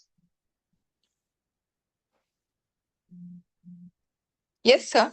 Yes. If it is yes, then what precaution would you like to take at the time of taking consent? Visually Perhaps challenged.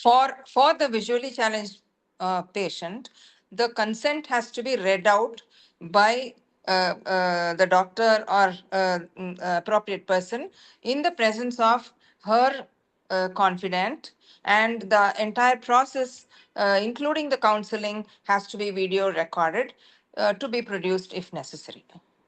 So exactly you have mentioned that it should be read out very properly, and after if at all she has any question, any query, she can ask. And one guardian should be as a witness that before us it was read, and all the question asked by the patient was answered to a patient to her satisfaction, and then after she has given consent. So with video recording, we can go with consent in this type of situation. One more area. Can deaf and dumb give consent? Because these are very rare condition, but specifically I have mentioned because few of our gynecologists have faced this situation. Can deaf and dumb give consent in case of surgical management of endometriosis? I didn't get you.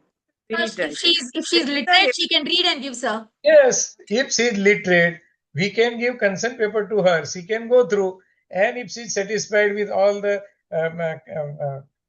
points written in that very consent, if she has any query, any question, she can write. We can answer. She can write, and we can again write it and give it to her and file that also. Yes, and again, one guardian will be there to sign as a witness. Yes, Palani. She can, if she understands the deaf and dumb language, we can use the person to translate, and then she can sign the consent. Yes. Same way in visually challenge also.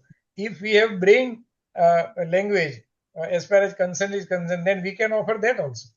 But as such, in our routine practice, if we have no such gadgets, then we can go like this only. One more important question: can we allow attendee during surgery?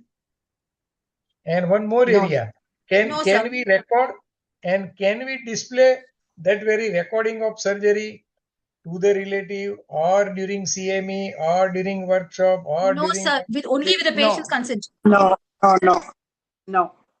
So in all Even this for study and research purpose. prior consent is very much must. If patient is willing to give consent, then we can allow attendee, we can record, and we can display also. But at the same time, when we display such surgery, identity of patient should not be revealed. So personal identity of patient we have to keep in very much confidential. We have to mention that part also. So, and one very important part is record. So naturally, whatever we have done in that very patient, we will have to document it. So keep them up to date. What was done, nothing was neglected, and given treatment fully met with standard demanded by law and ethics, and it should be easily acceptable whenever we offer in the court. But very important part is this: important bills. Important bills are also part of your record. So would you like to preserve all this? Say for example, purchase of oxygen cylinder, nitrous cylinder, etc., defibrillator, ventilator, emergency instrument like ambu bag, all emergency drugs. Would you like to preserve bill of this purchase of all this? Do you consider that it is an important document? Usually, I have not done that so far, sir. Hospital authorities. So now Does anybody do it? No, I think agreed. it is But not the in surgeon, but the in a hospital authorities. small nursing home, and make a habit to preserve it, because in this very case, Sir, excuse me, sir. We are, we are running short of time. I think we can wind up. Last 2-3 slides only. Okay, sir. So in this particular case, allegation on part of relative were when he suffered heart attack, oxygen cylinder in hospital were empty, and we were saved in this particular case only due to we could produce bill of refilling of oxygen cylinder just 1 day prior of this accident happened.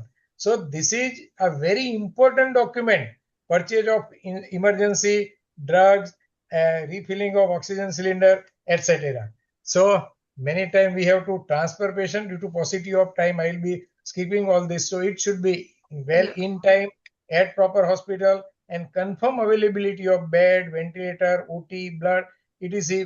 Wherever we are transferring the patient, because many times ventilator support is needed, and when patient reaches to hospital, ventilator is not available, and patient will have to be shifted to another hospital. So we have to confirm all this, escort in the same ambulance, and handing over of the patient to the proper person is very much important. And transfer document, we have to give all the document to the patient. I do not want to go into detail, but this is checklist which kind of document we have to give to the patient, and we have to preserve all those transfer note or documents which we have given to the patient party. But you have to simply visit FOGSI website. Under FOGSI uniform consent, we three medical legal expert, Dr. Dilip Walke from Pune, Dr. Nikhil Datar from Mumbai, and myself, Dr. MC Patel from Ahmedabad, we have prepared 30 different consent, and in those very consent, how to transfer patient to higher center, we have prepared that also. In that very consent, everything is given. So there is always a way. So to conclude this panel, how to prevent, final word from each panelist as a carry home message. Yes, one by one. Palani, what is your carry home? Diagnose the case properly, because endometriosis is difficult to diagnose. Yes. Gayatri? Sir, a good communication and rapport with the patient is very important for us to prevent litigations. And once we are in litigation, the document saves us. Yes. Krishna? I think the most important thing that I've seen patients coming back to us with recurrence are the ones who are not adequately counseled post-operatively. So those are the ones who are missing out on the medical management, which is very necessary as a part of endometriosis. I think that is very important. Yes. Arul Moji, madam? Sir, I agree upon all these points. Plus, being updated on this enigmatic disease is very important. So that will help us to diagnose early, plan treatment well, and also carry out the same effectively. Counseling, consent, documentation, all these are absolutely very important. Yes. And expert comments from Expert Vijayalakshmi, madam. from Vijay, ma'am. Yeah, Yes, they have Vijayalakshmi, all madam. said, Dr. Patel, you have done as usual a wonderful panel.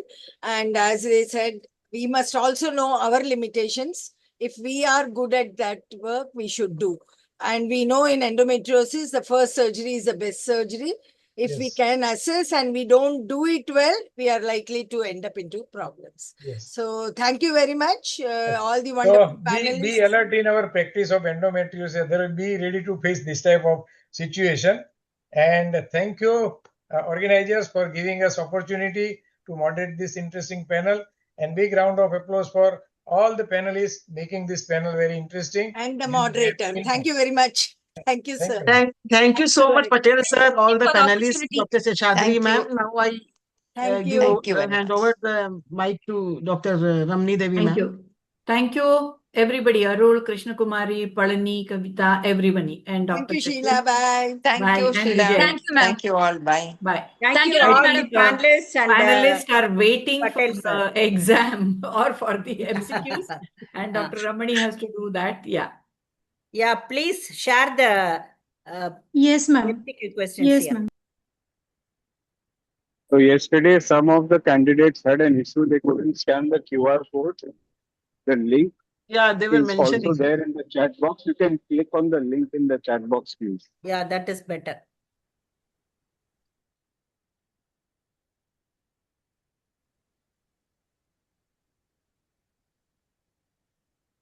You share the link also in the chat box. Yeah, it has been I'll mentioned. post it in the chat box, ma'am. Yeah, it is there. better. You share the link. Others can, if you're not able to, just see the link in the chat It's box. already there in the chat box now. Good, good. Nandesh Kumar, you can check the link in the chat box. I'm not able to see. Yeah, it's there. It is posted twice. It is there. Yeah, it is there. Thank you, Shashi. Thank you, ma'am. Great going. We have become we are really into academics. It was an excellent session on endometriosis. Thank you. Thank you, Ramani. Again, Rupa Shankar asking for the link. Please see the chat box. It is again shown now. Rupa Shankar, please see.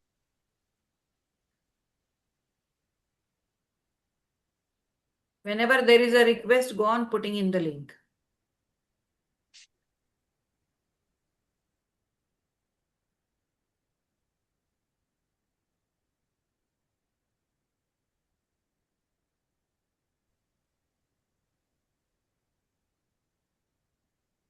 Check your chat box repeatedly, you will find the link or scan the QR.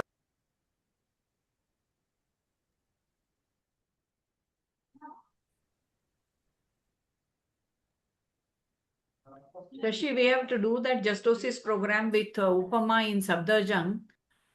Right, ma'am. I have spoken to Dr. Alpesh Gandhi. We'll have to take it. Okay. Yes, ma'am. Yes, ma'am. I shall be very much pleased to do that.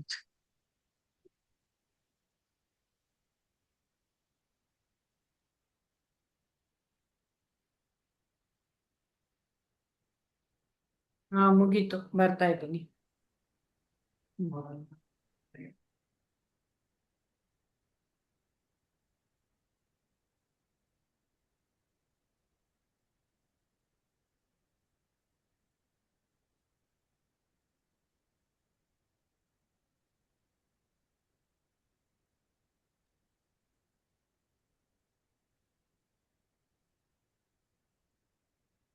Shipra Srivastav.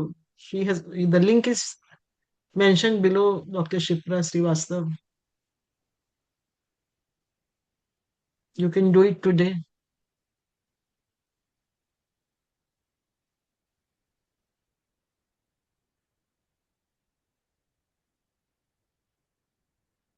Ma'am, Dr. Shipra Srivastav is requesting to share the earlier.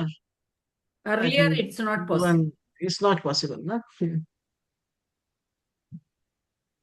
I had already clarified this earlier that once the answers are discussed to the MCQs for the previous day, that link cannot be shared again.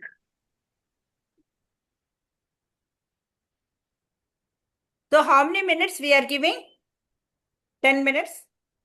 11 Another minutes 11 over minutes already. to go, ma'am. Totally 15 minutes. Okay.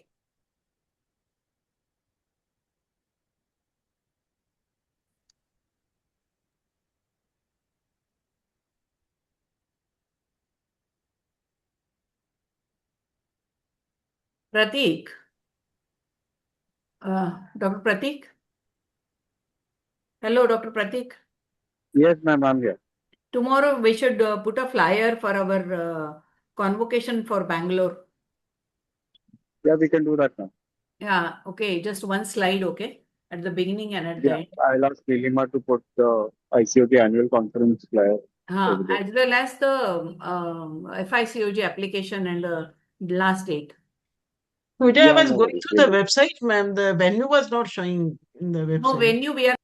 Venue is Achha, Bangalore. still not finalized. Okay, Yeah, okay. yeah, because we have to think of so many things. Okay. Bangalore बहुत महंगा city है. हाँ, इसीलिए madam जल्दी booking कराना चाहते इसलिए venue खोज रहे थे. Yeah. The venue is usually the home city of the sitting ICOG chapter. Last year it was Parag, therefore it was Pune. Yeah. And so, But we got a hotel now, new hotel, which is on the airport road. So outsiders will just not have any problem. Okay. Very close to airport. Okay, okay.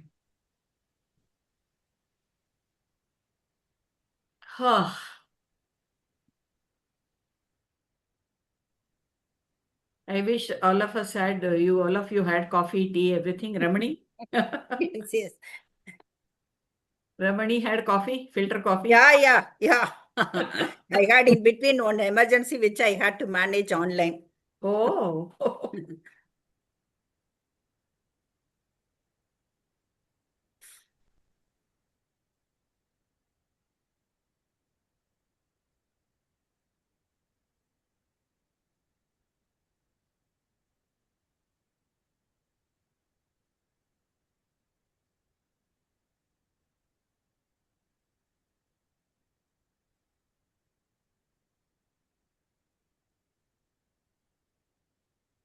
Today also we got more than 450 Mm-hmm. 452 I Yes, saw. yes. Mm.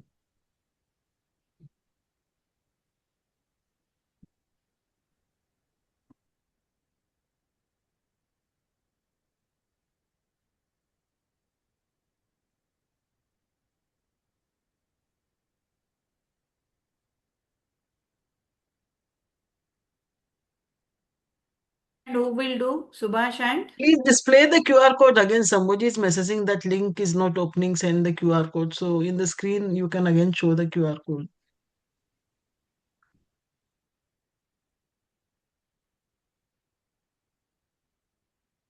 Shreya, can you again display the QR code? Link she has shared. Link works fine. Link works absolutely fine. I just tried it again. Wow. Yeah, it's Somebody being has shown. Good. submitted. Good, good.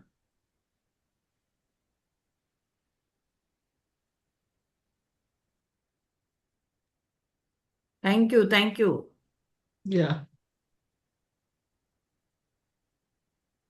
We have to really thank them. They are there for 3 hours yesterday, today. Yes, yes, yes.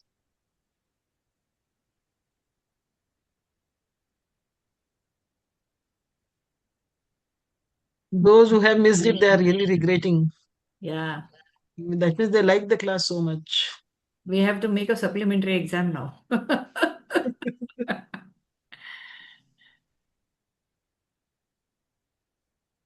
I think we can just give them after the course is over so that they can just go through the questions. Yes. Because we have their email just for their information. Okay. There'll be a Give totally them, 60 we can questions. give them each. all the MCQs, or we will put all the MCQs on the website. Yeah, After 60 MCQs, we can put it on the website, madam. Yeah. So those who have missed it, anyway, it is for our own improvement. So you people can see it later. Okay. So after 2 or 3 days, we'll put it on the website.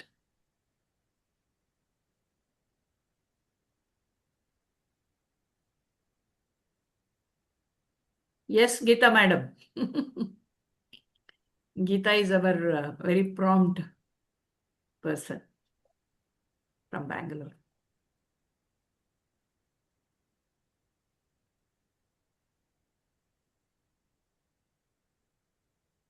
Good, good, Ramani. Thank you, madam.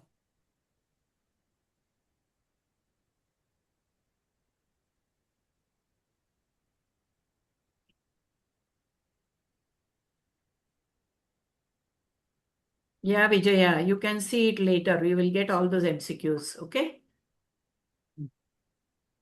How many more minutes?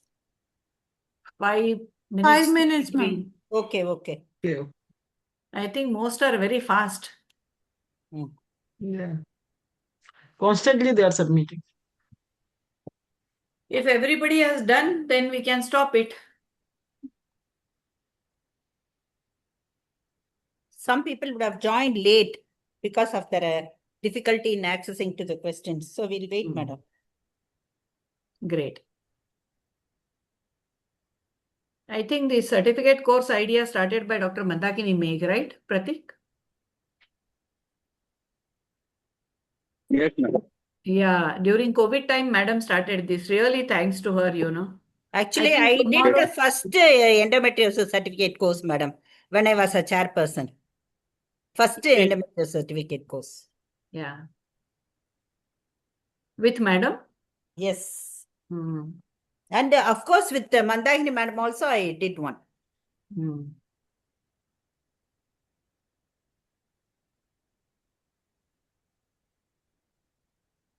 Again, then one more webinar series of 12 classes, each class having 3 lectures we are doing on behalf of Endo Society of India. Starting from third week of March. Great. Okay, Vijaya Hathi is asking, I missed the test, ma'am, yesterday. Can I get certificate? No. It's very sorry.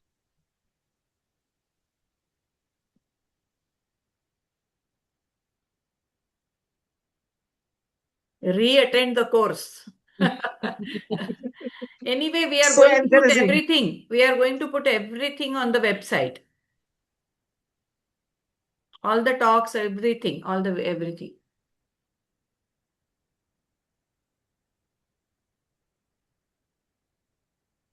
Reattending the course will require a time machine. Unfortunately, we don't have one as yet. I think we will have to extend again during Ashok's time. Anyway, all of you keep attending. We will have all new. Okay. We are planning to do only adenomyosis in April. Next March month, we have on master class on placenta and certificate course on infections in pregnancy. ICOG website. You will find everything on ICOG website. Anybody can access.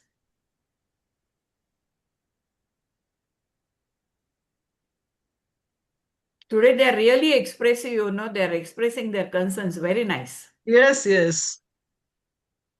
Many of them are regretting that they could Hi, not. Charu. I'm seeing you since yesterday. Answer the Charu, first. great. Charu is a great academician.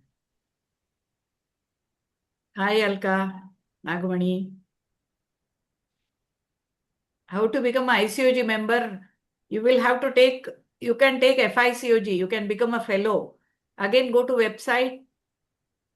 You need 100 ICOG points. Yeah. So tomorrow we are going to show the requirement. Okay. That is to become a FICOG. Yeah. You have to do. And you can apply. And I welcome you all to Bangalore. 22nd, 23rd August, we have a national conference. And 22nd will be the convocation. So if you fulfill all the criteria, you will get your FICOG. Thank you, Amla. Thank you. You know, ma'am, Panipat Society is organizing one workshop on PPH. Then I asked them to get ICOG points. So the next question was how to become ICOG member. And then I shared the link and they have Posted the shared it link with and 20 the people. message in the group. Yeah, with 20 people, they've shared the link, sir. Yeah. So everybody who's here in the attendees Yes. can copy paste the link. Thank you, Share it in your Sucheta. respective Thank you. groups. And we Yeah, will this also time I've listen saved the link separately, sir.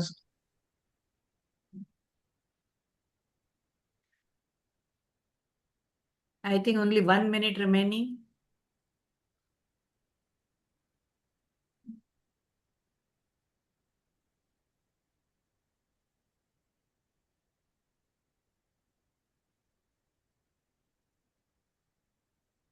One 126 people have answered.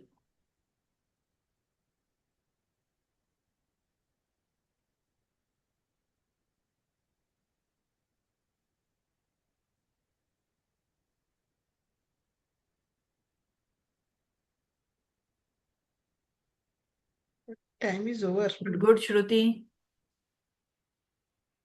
I missed Kasoga endomeat. Wow. Yes, Sucheta. Sheila, madam, are you able to hear me? On Yes. behalf of ICOG, please give faculty certificates to everybody, madam. Yeah, we can. Okay. Definitely. Okay. Okay. Okay, Pratik, we have to give. and we'll take care of it. Time is up.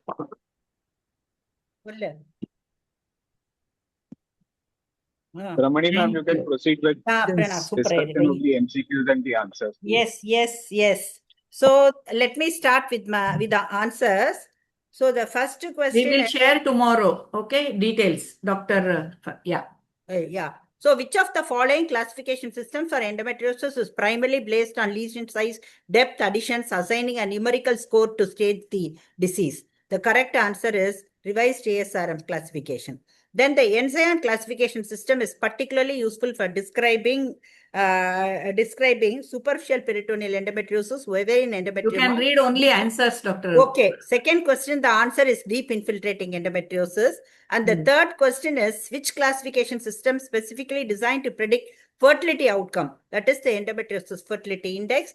Third one is deep infiltrating endometriosis, defined as endometrial lesions infiltrating to the depth of greater than 5 or equal to below the millimeter equal or below the peritoneal surface. And which of the following is the most anatomical site of deep infiltrative endometriosis? The answer is uterosacral ligaments. NCION classification categorizes based upon lesion color surface. So the correct answer is compartment-based anatomical involvement. And the 7th question, in a young woman with the ovarian endometrioma during desiring future fertility and preserved surgical technique to reduce recurrence while preserving the ovarian reserve is laparoscopic cystectomy stripping technique. 8th question, in women with DIE, infertility, fertility preserving surgery primarily aims to restore normal pelvic anatomy and improve the spontaneous conception chances. The proposed mechanism linking obstructive Mullerian anomalies to endometriosis is based on retrograde menstruation. And the 10th question, Hurlin-Werner-Wunderlich syndrome or Ovihiera syndrome is a uterine didelphys is the obstructed hemivagina and ipsilateral renal agenesis.